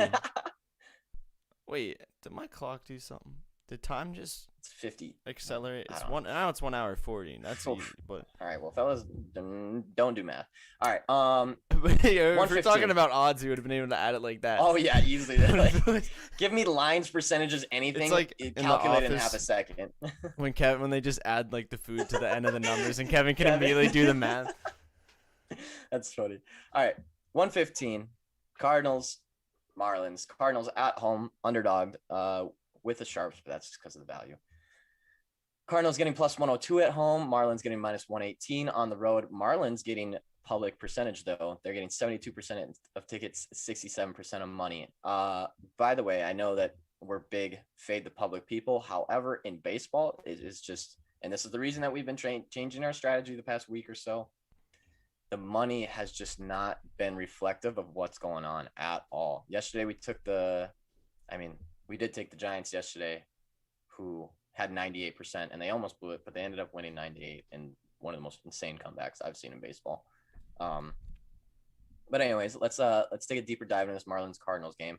I do not bet on the early games because they're always weird. The underdog almost always wins. Looks like Covers is sending out a free play of under 8.5. So if you want to smash the over 8.5, that might be a good one. Let's see here. Oh, by the way, the free pick that Covers gave out yesterday on the Houston Astros Texas Rangers game missed. Imagine that. Covers, stop sending out free picks. You guys' stats are amazing. Your free picks suck. St. Louis has Oviedo pitching. He has the 5.72 ERA with a 1.52 WHIP. Not very good. And Miami has Alcantara pitching. 4-5, 3.39 ERA with a 1.08 WHIP. Not bad. Let's see how they do at home on the road. Alcantara, I feel like I'm saying that name wrong, and I've definitely heard that name multiple times. Struggled a little bit in his last 3. Struggles a little bit more on the road, but not too bad. Oviedo, on the other hand, does pretty well at home. He's okay. He's a better pitcher at home than he is on the road, but still not a great pitcher. I need to check out there. See, now I've got this all set up. I've got pitchers now in one tab. I got bullpen in the next one, and I got offense in the next one. I'm telling you, we're crushing the MLB. All right, let's see. Miami has a very good bullpen, actually. 3.884 with only 20 home runs and 80 walks. That is very low all the way across the board. They're about almost top 10 bullpen, and they are playing the Cardinals, who not a great bullpen. 4.33 ERA. They do not give up any home runs, but they give up the single most walks of any team. Wow, interesting. Single most walks. And I think that's a very underrated stat in baseball, because if you are keeping guys on base by giving walks, it's just a matter of time before you find yourself in trouble. It's just a matter of time. Give me the Marlins here. I don't think it's an official play, especially with the Cardinals at home. They are a good team. I definitely do not like that under 8.5 by Covers. I would rather take the over in that one. Wait, does that say over 7.5 on yours? Yeah. I like on that. DraftKings 7.5. I like that.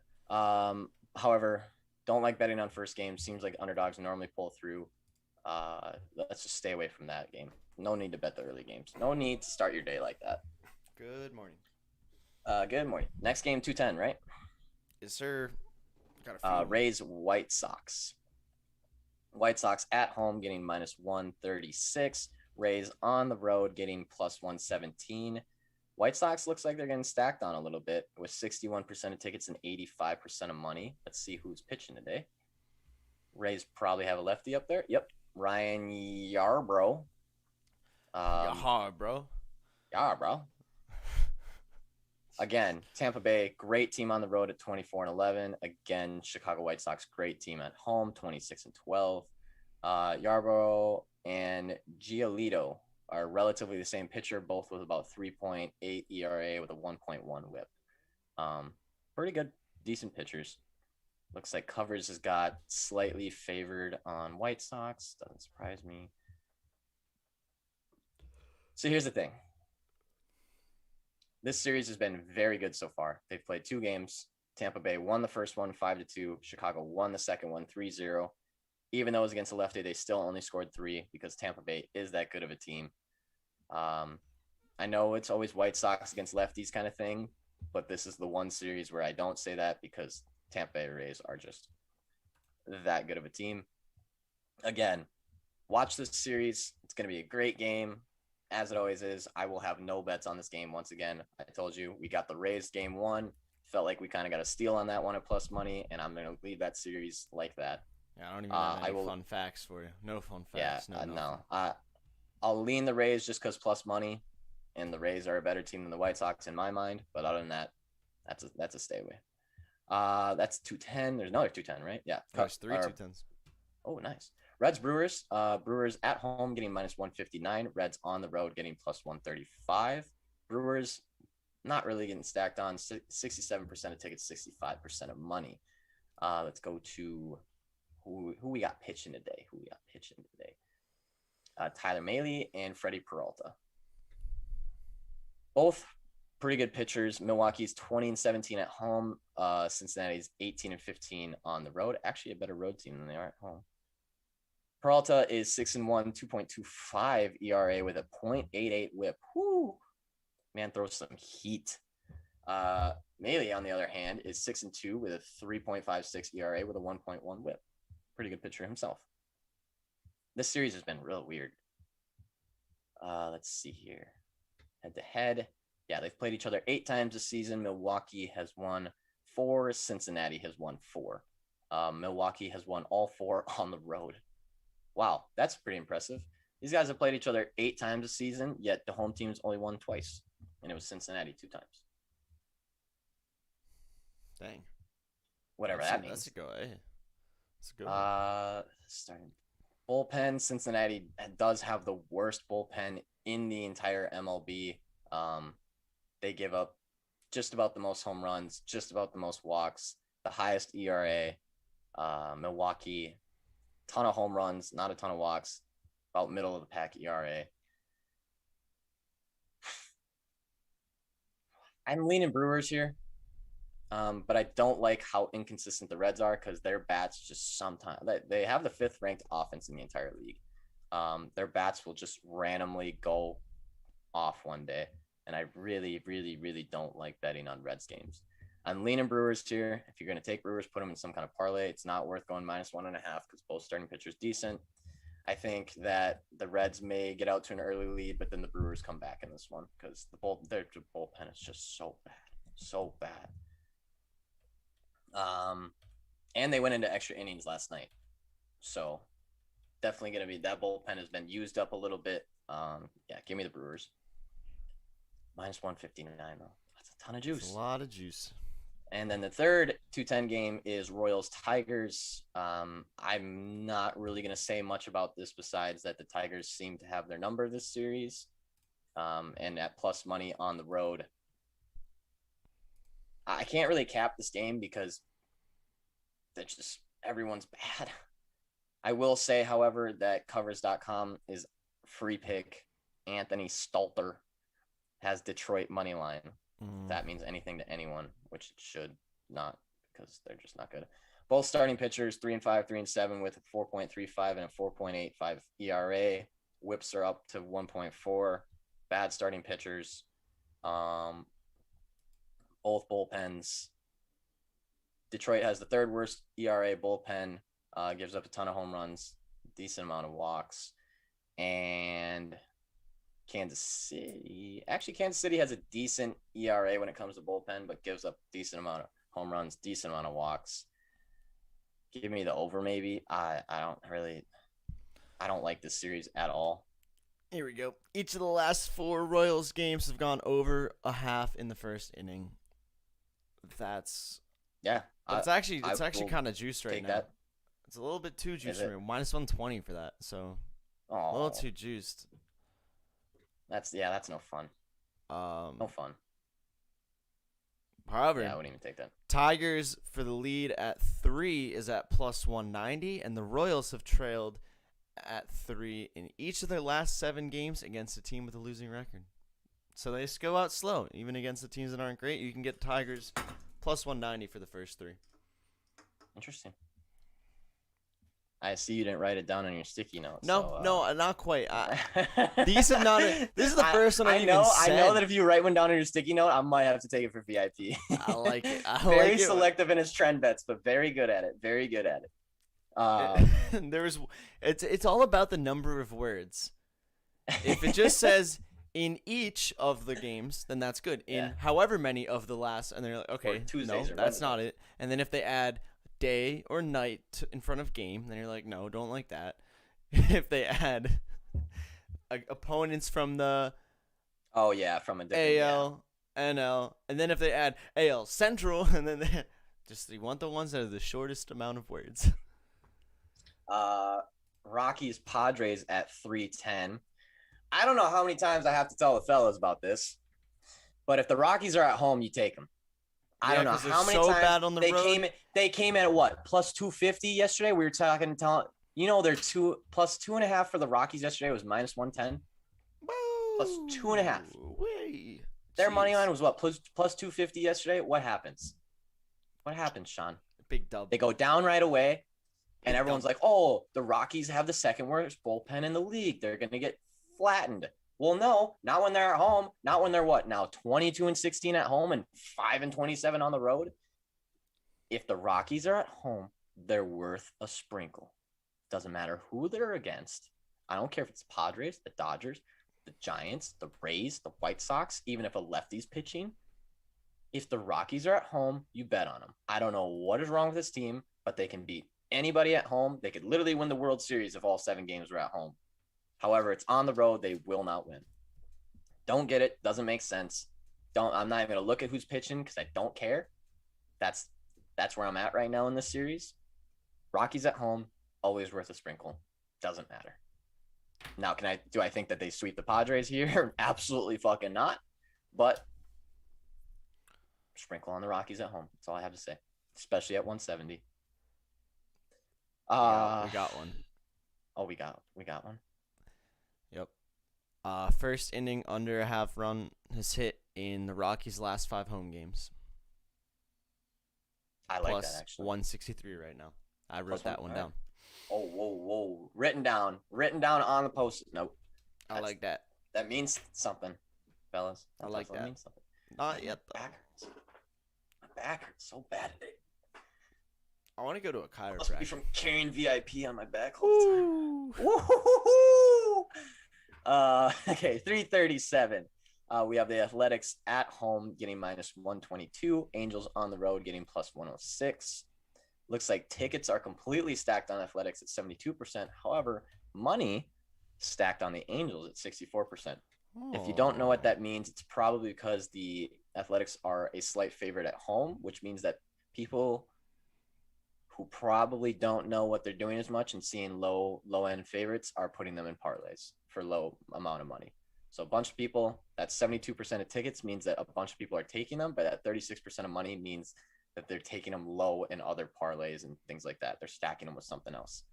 And when you see that 28% on the Angels with a 64%, that means that people are betting on that money line decently heavy. It means if they're taking it, they're putting a stack of change on it. Not that means a whole lot, but it means that people are more confident in the Angels than they are the Athletics, the people who are betting them. Let's check out some pitchers on this one. Griffin Canning for the Angels and Cole Irvin for the Athletics. Cole Irvin's a bit of a better pitcher. He's 4-7 with a 3.7 ERA and a 1.21 WHIP. Canning has a better record, but his bullpen's ass. So his ERA, he's 5-4, but his ERA is a 5.22 with a 1.44 WHIP. Ouch. Angels have an awful bullpen. Oakland has an okay bullpen. Angels give up a shitload of home runs. I know I've taken it every single time this series, but I'm going to take it one more time. Give me the Athletics over. It's hit both games. I think it'll hit again. Maybe game total over as well, because Cole Irvin's not a great pitcher. Let me see the pitcher's home versus away stint, because this might actually prove to be something. Mike Trout's still out, so I'm totally okay with betting against the Angels.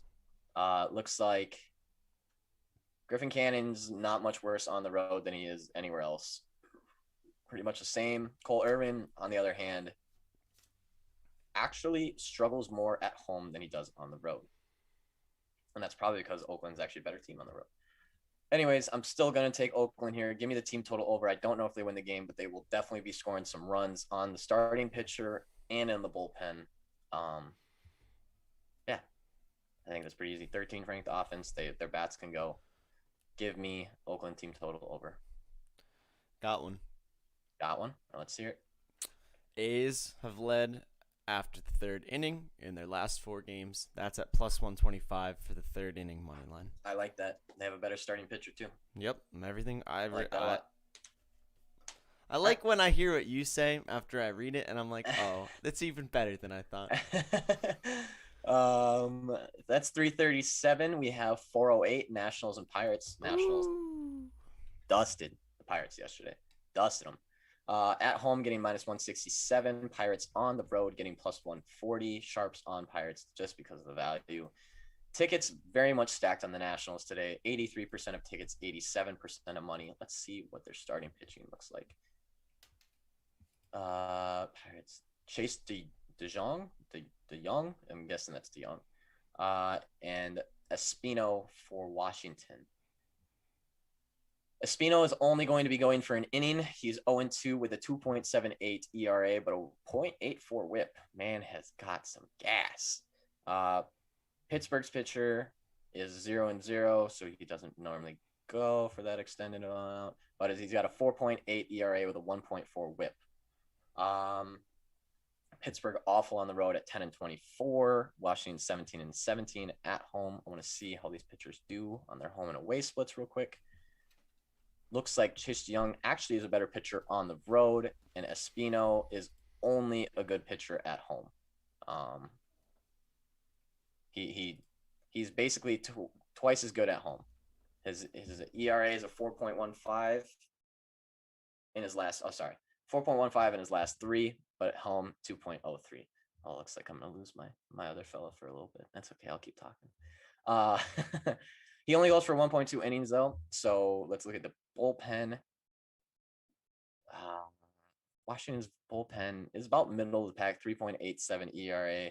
Not a ton of home runs given up, not a ton of walks given up. They're pretty much just middle of the pack with everything. Pittsburgh's bullpen is right behind them so literally Washington's bullpen is a 3.87 ERA. Pittsburgh's bullpen is a 3.88 ERA.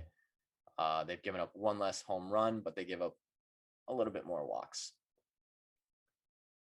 My gut just tells me to go with Washington money line, but with Espino only pitching 1 inning and Washington's bullpen not being this most secure thing ever, and DeJong being not a great pitcher, but a good enough pitcher against the Nationals offense, who ranks 26th in the entire league. I don't have a play on this one. I lean Washington, but I see way too many angles for the Pittsburgh Pirates to win this game. Too many angles. Stay away from that one, especially with the public stacked on the Nationals. I don't like that. Let's see here. I'm kind of sad that my partner's not here to see if we have any amazing trend bets on that one.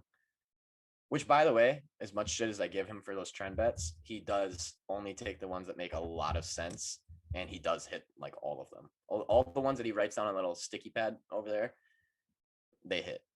So that game was 405. Next game is at Next game's not for a while after that. 4:05. Looks like 7:07. How you doing? You got any trend bets for the Pirates Nationals game? Nah, that's why I thought it was a good time to take a bathroom break. I have that one's a stay away for me. Oh, I actually had one. Pirates are 0-10 in their last 10 road games, so okay, that doesn't help much except to help they with are the shitty on Nationals the road. juice. Yeah, they are shitty on the road. Yankees and Blue Jays. Blue Jays at home getting the underdog at plus 138. Yankees on the road getting minus 165. Tickets are on tickets are on Yankees at 66%, but money is on Blue Jays at 61%. This is a classic thing again. People see Yankees favorited at a decent juice. They're putting them in parlays. That's why the money is less than the tickets on this one. And anyone who bets on the Blue Jays are stacking up money a little bit because of the odds. And it looks like sharps are also on Blue Jays just due to the value. Not a lot to say there besides that people who are taking Yankees are throwing in parlays, which means that people who are taking Yankees are probably not the guys that we want to be following. Just saying. If people are putting Yankees in parlays, I'm just saying. Let's see here. There's a cheeky one. Where is this game? Why can't I find it?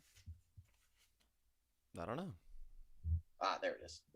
Garrett Cole is pitching against Ross Stripling.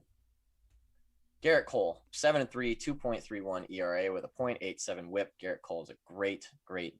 He needs to share his sticky note at VIP. No way. No, he will. Wink. We'll the sticky note will definitely make an appearance to VIP here pretty soon. Yeah, you gotta get the sticky note. It's going package. too good. Yeah. No, just kidding. Ross Stripling is 2-3. Stripling, gotta be Stripling. 2-3, 4.91 ERA with a 1.38 WHIP. So this is interesting because obviously Garrett Cole's better pitcher. Obviously Garrett Cole can go for 6+ even innings. without the sticky. However, let's look at. I just want to see something. Let's look at the last three. Interessante, huh? Hmm? So Garrett Cole overall is 7-3 with a 2.31 ERA. He lets up 6.61 hits on average and 2.42 runs per average. But let's look at Garrett Cole's last three since the MLB started cracking down on the old substances. And now remember, we're not incriminating Garrett Cole for this after we watched Tyler Glasnow's clip. No, we're not incriminating pitchers. Change. I'm glad he hasn't been hurt. I'm glad he hasn't been hurt yet. I hope it continues that way, and I hope the MLB can help out the players before we figure all this shit out. Anyways, Garrett Cole in the last three, since they have been cracking down on substances, has gone from a 2.31 overall. In his last three, he's a 4.24 ERA. So almost double in the last three. Jeez. Hits have gone from a 6.61 average. In the last three, it's 8.42 average. Earned runs have gone from a 2.31 average. Last three games, 4.24 average. He is a decent pitcher on the road. He's 4-1 on the road. He likes being in other people's stadiums. Ross Stripling, on the other hand, has been playing better in his last three, but actually kind of struggles at home a little bit. Listen, I love fading the Yankees. And I love fading Garrett Cole because I think that he depends on the sticky things more than others in the league a little bit. And hey, I'm not incriminating him for it because hey, it probably protects his elbow. And he just like might maybe a little less sunscreen However, resin, maybe a little more spider tack. We saw how he reacted to the word spider tack. Yeah, we saw. I don't think the Toronto Blue Jays is a bad play here at home. No, I don't think they're bad play. Might be one of my better underdog plays of the day. I do not think I will make it official. I can't lay it, especially with Garrett Cole on the mound. But I think Garrett Cole can be absolutely exposed right now. I think he is struggling with I think most aces are really struggling with this new change. And I think he's feeling the effects more than majority of others. Just seeing from what happened when the first game against the Rays, he just got yarded over and over and over again. And he's played one game since. And it's just, it's a transition that he's going to have to get used to. But yes, Garrett Cole on the mound. Don't really want to bet against the Yankees, but that's a juicy plus 138 for Toronto at home. And Toronto's not a bad team. Here's something. Yeah, I'm Here's ready. something. So Yankees last 7 games, there's been a run in the first inning. So that's one. But then let's combine this though. The Yankees have lost this first inning in the last 3. So you're telling me Blue Jays to win the first inning. Is that plus 350? Plus. That's a sprinkle if I've ever heard it. Just a sprinkle. A little bit of that. That is a good bet though. I do like that a lot because I think Garrett Cole could get himself in trouble. Yeah, it's either going to be one of those games where Garrett Cole goes 6 innings and might throw a perfect game, or I feel like he's going to get exposed from inning 1 and get pulled after like 3 or 4. That's just the general feeling I have on that game. Indians and Orioles. Indians at home getting minus 167. Orioles on the road getting plus 140. Sharps on Orioles just because of the value. Tickets absolutely stacked on Indians. 92% of tickets, 89% of money, which does not surprise me because it is the Orioles. Let's check out the starting pitchers real quick. Let's see here. There's a free pick on this game. Baltimore plus 1.5. Fucking beautiful. Thank you very much for just making me want to pick the Indians so much more. Covers. Thank you. Oh, Keegan Aiken, lefty versus Aaron. Oh, I know how to say that name too, but I'm going to fuck it up. Savali. I've heard the name, don't know how to say it. Cleveland pitchers 9-2, 3.17 ERA with a 1.0 whip. Aiken is 0-1 with a 4.13 ERA with a 1.33 whip. So starting pitchers are Cleveland definitely has the upper hand, but Baltimore's pitchers not awful. They have much worse pitchers in their lineup. Cleveland is 18-13 at home. Baltimore 11-23 on the road, which isn't saying much because Cleveland basically has the same record on the road, and Baltimore basically has the same record at home. Let's see how our starting pitchers do on the home and away split. So Aiken has been playing much better in his last 3. He's about half his ERA in his last 3, but he's still giving up about the same amount of hits and actually giving up about double the amount of walks. So just because the ERA drops doesn't mean much because he's still giving up basically the same amount of hits and he's giving more walks, which means he's putting himself in just as much trouble as he was before. They're just not batting runners in. So deceptive stat there. You got to keep looking. And his home runs have gone up as well. So just because the earned runs aren't there doesn't mean that he's been playing better. He's actually been playing worse, just been getting kind of lucky on the actual runners batted in. Savelli, on the other hand, plays about the same whether he's home or away. Struggled a little bit in his last 3, but not really compared to his average. I'm going to take Indians here. Hang on, let me check the bullpen real quick. Yes.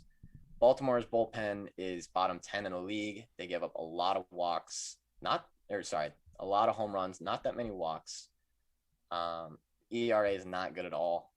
They give up a lot of hits. Indians, on the other hand, have a top 5 bullpen, give up quite a bit of walks, not many home runs, and only a 3.2 ERA. Give me the Indians here. I don't think I'll minus 1.5 them today like I did yesterday in VIP, which hit because they won by 5. But I will be looking to put them in a parlay with someone else. Yeah. I will have to look at the team total over as well for the Indians because I may be zeroing in on that as well. Orioles also they've lost their last 17 on the road, so expect that to continue. Yeah. Also, quick breaking news: more NBA head coaching. After their playoff L's, the Wizards have decided to part ways with their head coach after, the contract came to an end as well. So it's not necessarily getting fired or nothing, but Scott Brooks, their contract came to an end and they are parting ways. That's another head coaching vacancy now in addition to the Pels. So interesting stuff.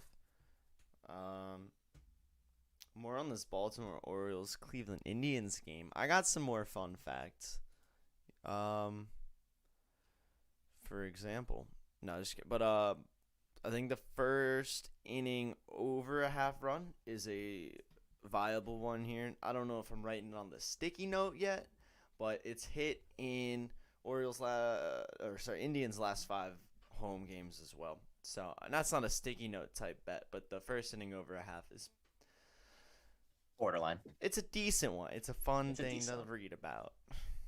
Maybe. All right. 7-10. I see Mets sitting at minus 295 against the Chicago Cubs at home, which means only one thing is that Jacob deGrom is pitching. Correct. Don't even need to look at it. However, public is fading Jacob deGrom with 55% of tickets and 67% of money on the Cubs.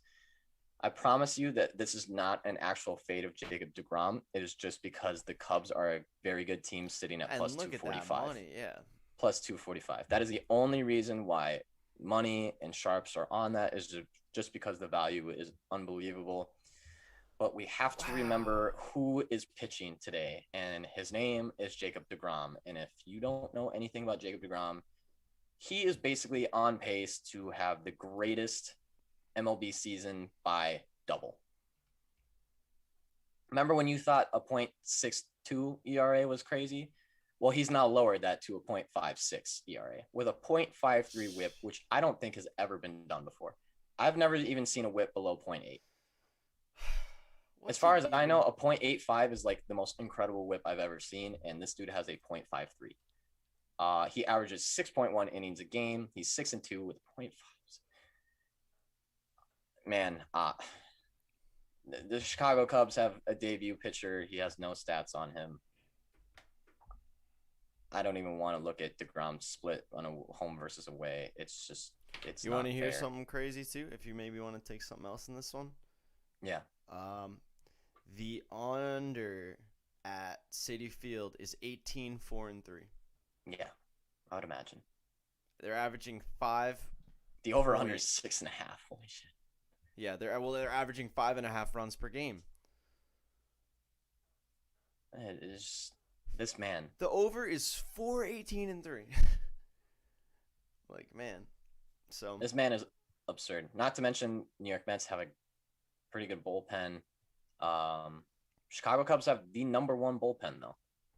This should just be unless the Cubs starting pitcher gets yarded, like just gets trashed on, this game is not going over. No.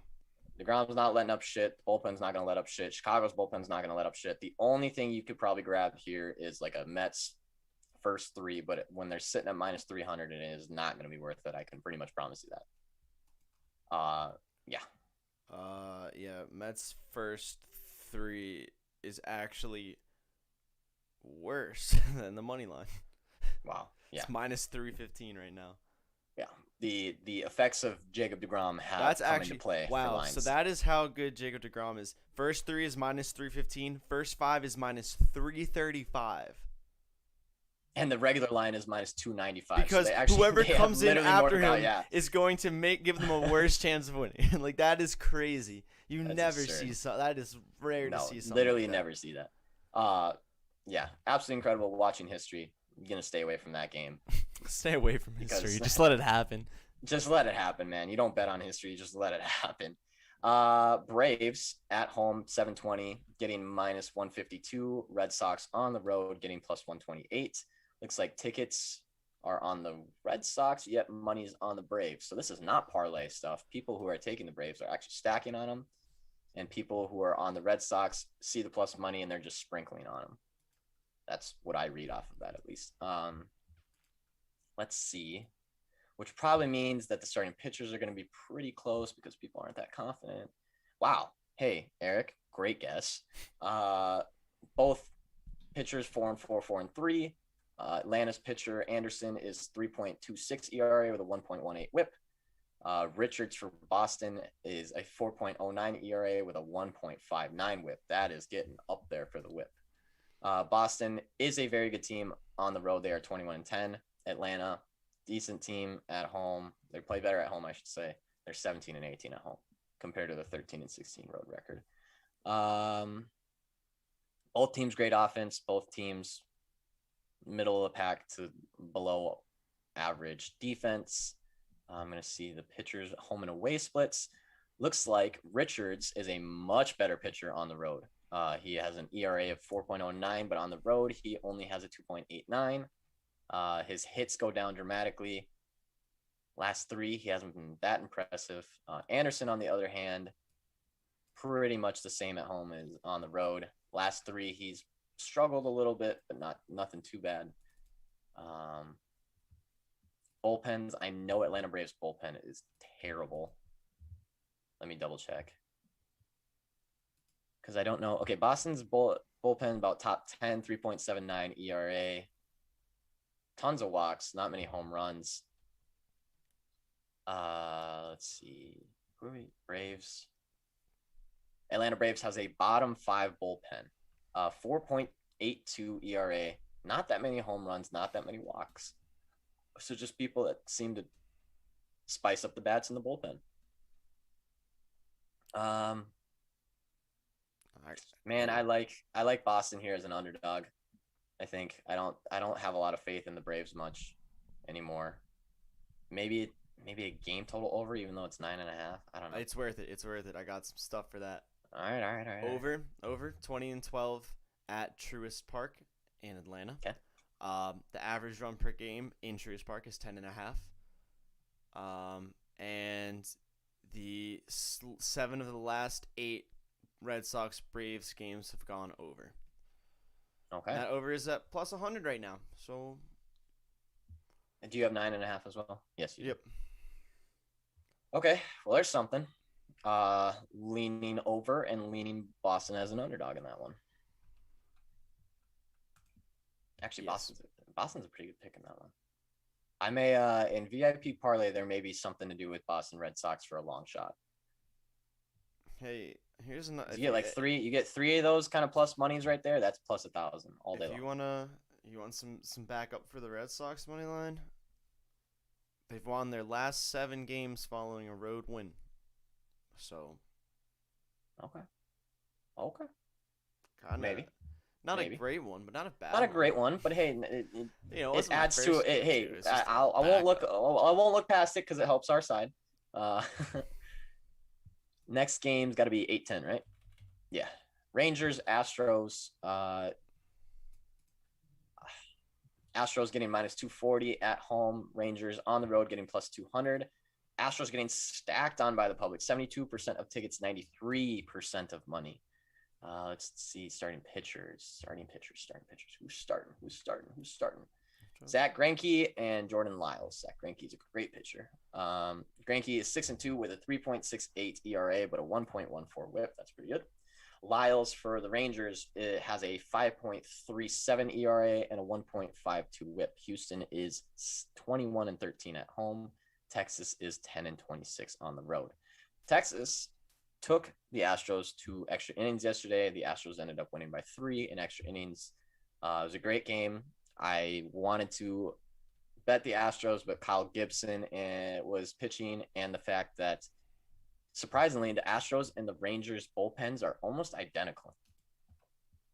They're very, very similar. So there's not really a play on much. So let's check out starting pitchers. Greinke is terrible at home. Awful. His regular ERA on the season is a 3.68. He has a 5.31 at home. Lets up over 2 more hits on average. Lets up over 2 more runs on average. He is a strikeout machine at home, though. He averages almost 3 more strikeouts at home. Lyles, on the other hand, is actually a better pitcher on the road. Has been playing well in his last 3. I think this is another spot where we don't take the Houston Astros. I do think their offense gets them through this game. I do think they pound the Rangers, but I'm not willing to bet it because these starting pitchers are not that different. The bullpens are not that different. So you're just relying on bats for the Astros. And I don't like relying on bats because someone can go cold one game and you're fucked. That's a stay away game. A nice, easy stay away game. Anything on that one, Mr. Trends? No, they stink. No, they stink. All right. 8-10, 3 more games. We got the Giants again at, dude, I can't believe they won that game yesterday. I cannot believe they won that game. Insanity. That was the most backdoor cover I've hit in a while, which is about damn time because I've had a couple backdoor misses lately. But that one felt good. I'm not gonna lie. Giants minus 167 at home. You know what? I'm not even calling. Yes, it was a backdoor cover. But we also said that Arizona Diamondbacks has one of the worst bullpens, and that this game will get like we called Went it as expected. Yeah. However, wow. Giants minus 167 at home. D-backs plus 143 on the road. Giants getting 88% of tickets, 70% of money. Don't like that kind of public stack on, but I'm definitely leaning Giants on this one, but I have not looked at any starting pitchers or anything. Giants. There it is. Looks like Kelly versus Desclafon. Nope, not going to try that one. Man. Get in here. Come on, covers. Thank you. Desclafani is 6-2 for the Giants. He's got a 3.09 ERA and only a 1.02 WHIP. Boy throws some heat.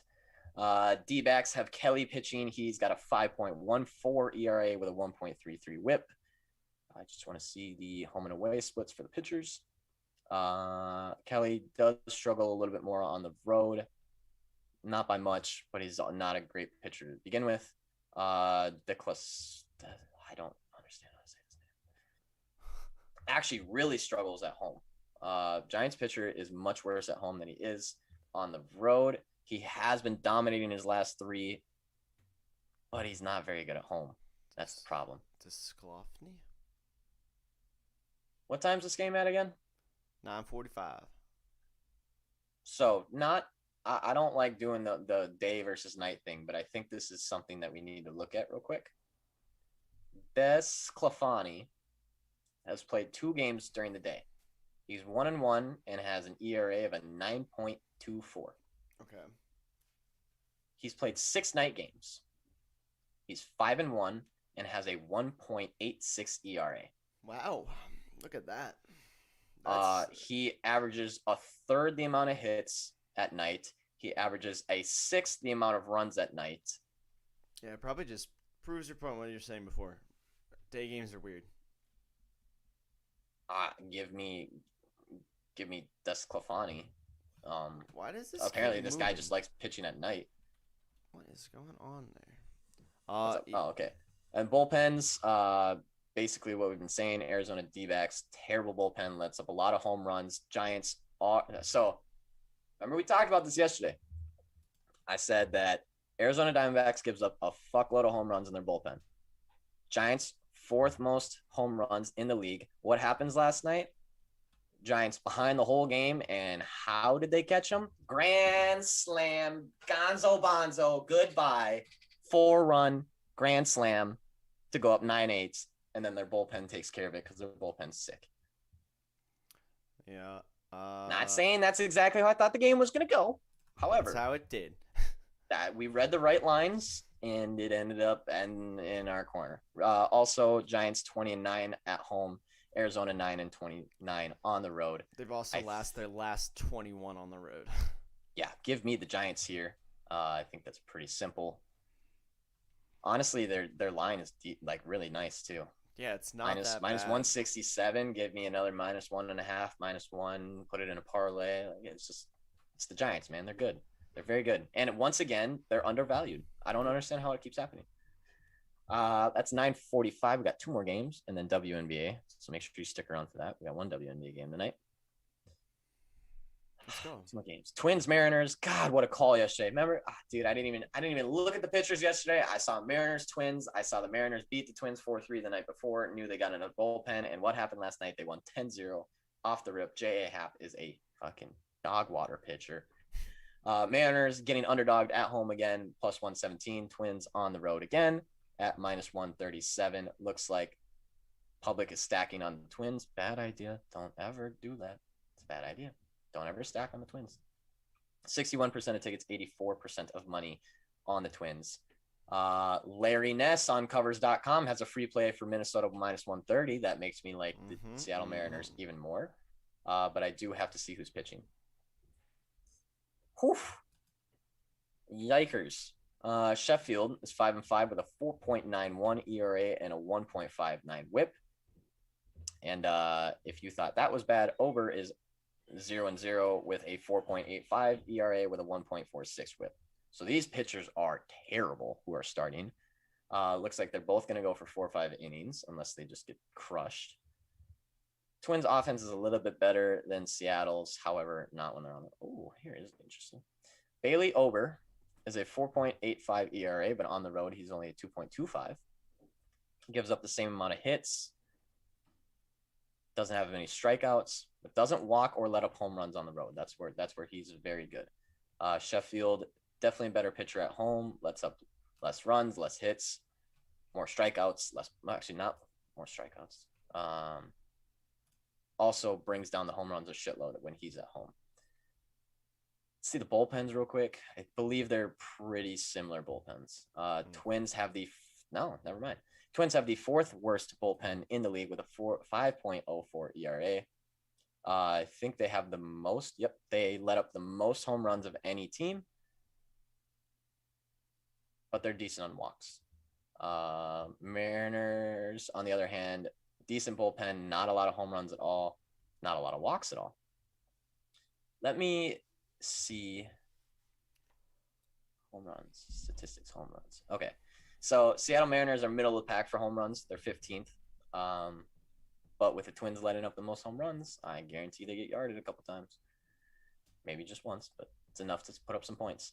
So I'm leaning Mariners as underdogs in this one, especially with everyone stacked on the Twins. Hey, my Twins bet's been pretty good lately. Yeah, you've made a little comeback for sure. I've made a little comeback. I'm definitely very much negative on the season on Twins games, but hey, making a little comeback. What about in the last 2 weeks though? What about in your last 3 against NL West home opponents coming off a loss? I think the last one I missed was the one time I bet the Yankees against the Twins. The one game that the Twins ended up winning. I think that was the last time.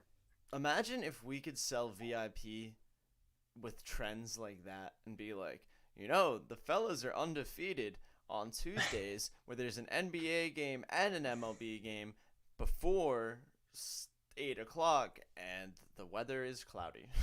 Well, what's funny is, so VIP, I give out if you've ever bought a VIP package, I give you an invite for the fellas VIP page on Twitter. And then I don't kick anyone out of that, whether you're on a subscription or not, because every Friday I post my plays in there. Dude, for 3 Fridays in a row, it was like literally 3 of my worst days in a row. And then I called myself out on Twitter. And I was like, maybe you guys want to fade these today. I don't know. And then the last Friday was when we swept VIP. We went like 8-0 and up like plus 10 units. So, of course. Last game tonight is 10-10. Dodgers at home getting minus 148. Phillies on the road getting plus 125. This series has actually been pretty competitive. Dodgers have won both games, but not by much. Dodgers getting 82% of tickets, yet Phillies are getting 55% of money. Probably means the Phillies have a pretty good pitcher in there. Let me double check though. Give me a free play so I know who to fade. Zach Wheeler versus Clayton Kershaw. Ooh, that's a hell of a pitching matchup. Both aces on the mound tonight, pretty much. Zach Wheeler has a 2.29 ERA with a 0.9 WHIP. Clayton Kershaw has a 3.39 ERA with a 0.97 WHIP.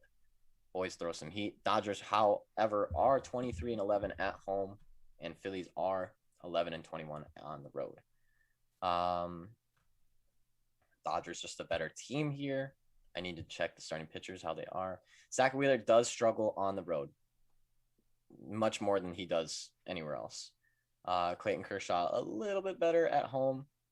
God, he gets a lot of...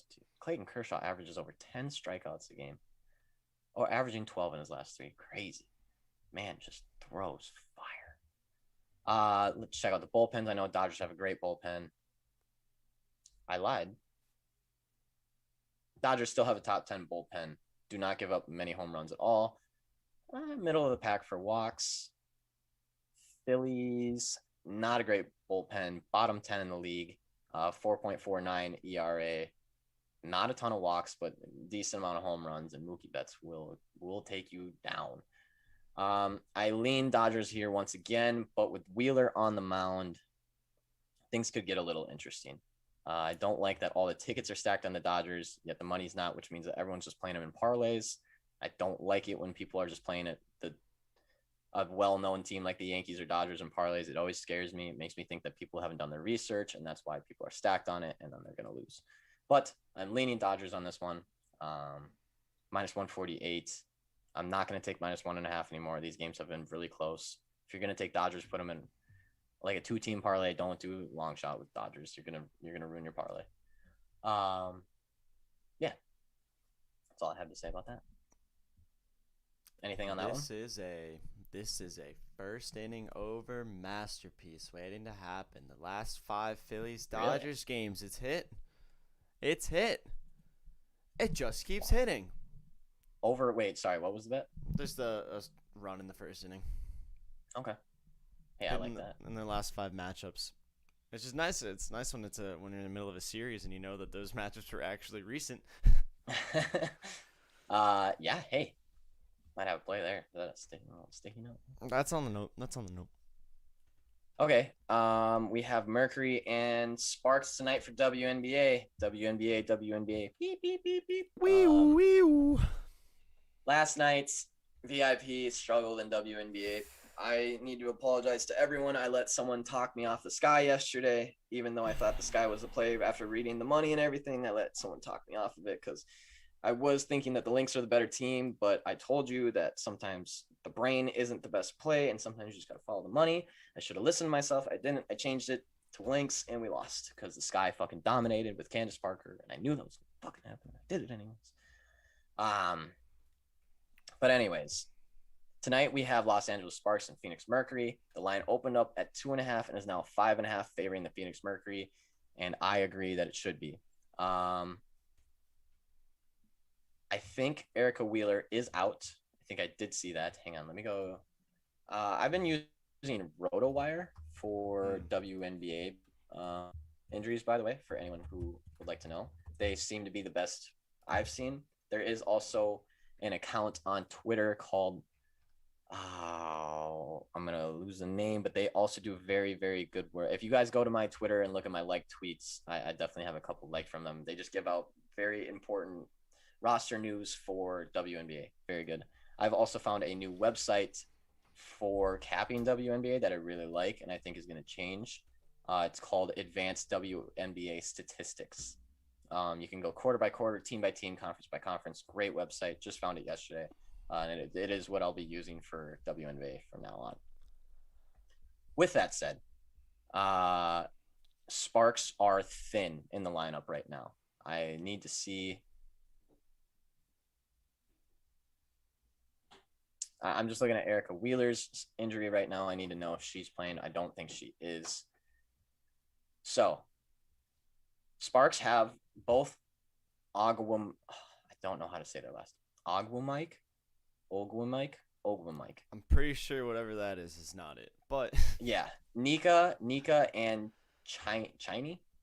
Nika and Chiny are sisters. They're probably two. I know Nika is like the best player on the Sparks.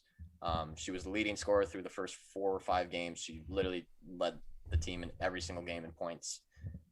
She's still out till mid-July. Her sister is still out until indefinitely. And then Taya Cooper got slapped with a suspension for she came off the bench in an on-court thing. She got slapped with a suspension. She will not be back till Friday. She's played 9 games. She averages almost 10 points a game with almost 2 rebounds and assists and a steal, which doesn't sound like much, but I looked at her last 5 games now that Ogwumike, I'm going to get that name right by the end of the week, I promise.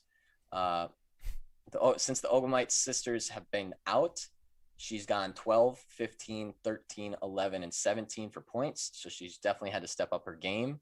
And with her out tonight as well, I just don't see the LA Sparks have a terrible offense already.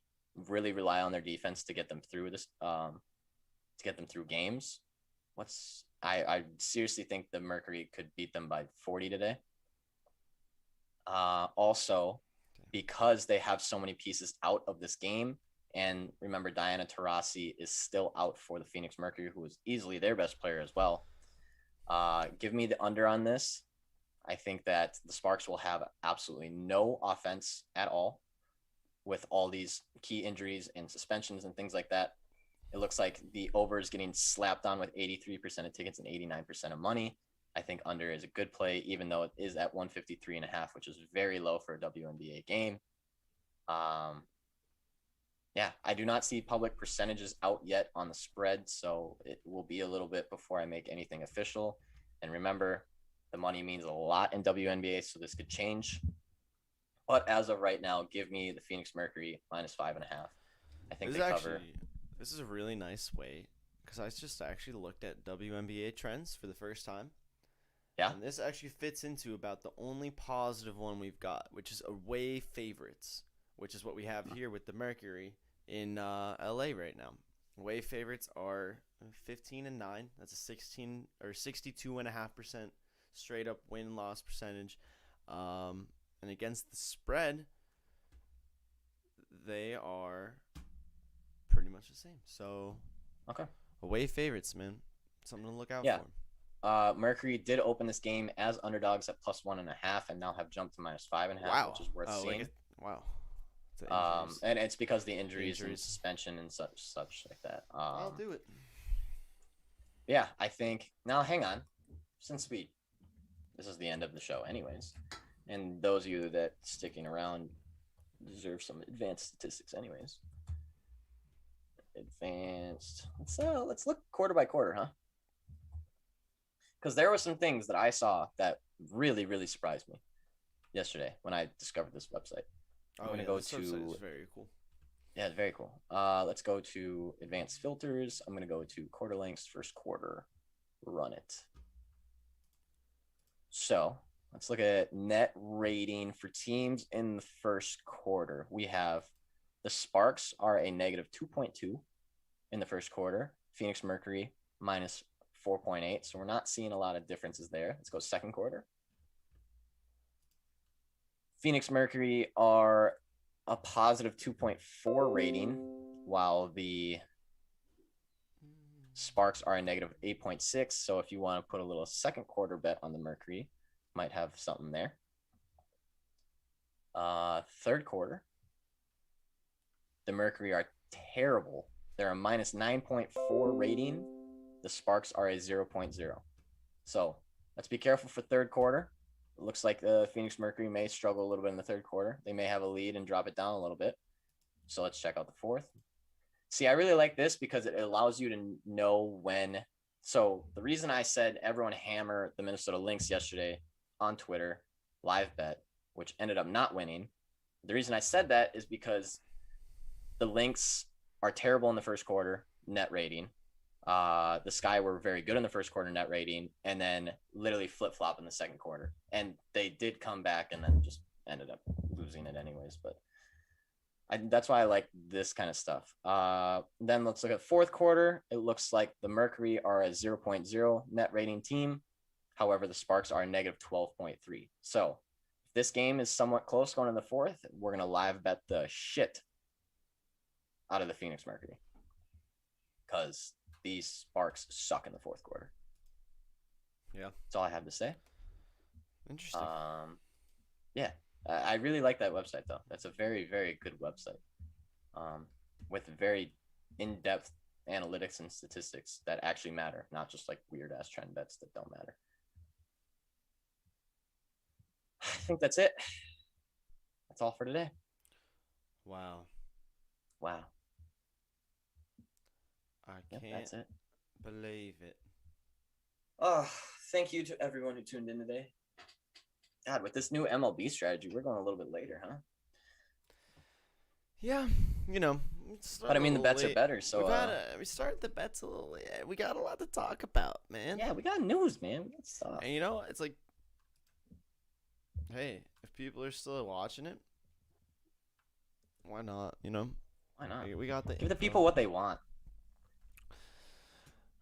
But it is almost 12:20. I'd say that's the show. I will not be here for the next 2 days. Oof. I will be quite literally in the middle of nowhere with probably no service. So get ready for a fella 2 social media takeover. I'm excited. You better be excited. The fellas are excited to get fella one off there for a bit. They need a change of pace. I will say, everyone's gonna know it's gonna be it's gonna feel different. Hey, I'm gonna announce it. All I know, all I know is when the Instagram was big and I was running that, boy was that a different tone from the Twitter. Yes, it was. So, All right, we're out of here. 12:20. Get out of here. Go put your bets in. VIP bets will be probably in the next 45-ish minutes once I double check some things. I'm sure WNBA will not be released until about 4 o'clock tonight once the lines are more consistent and I see what's going on more here. I'm hoping if you like to get on the early bets, I would hop on Phoenix now. Their line might go up a little bit further with the injuries and stuff like that, and I'm guessing they might get stacked on by the public a little bit. I'm hoping they don't.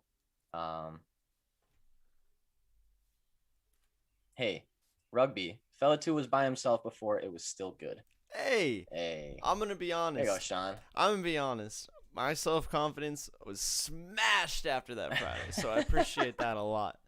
Appreciate that a lot. Hey, they're looking out for you. Fellas got your back. He was one of the 3 people that was there. That's good. I was the other 2.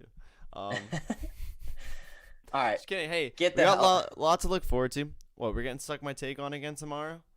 Oh, that's right. Suck My Take comes on. Talk For the MLB bets, tomorrow. I'm going to see if we can get Coach Vince back, talk some PLL again going into the weekend on Friday. We need some PLL. I feel like we could be really good at that. Yeah. Vince We was seem to be correct. really good at sports that don't matter as much. On his calls, he was right. So maybe we got an insider.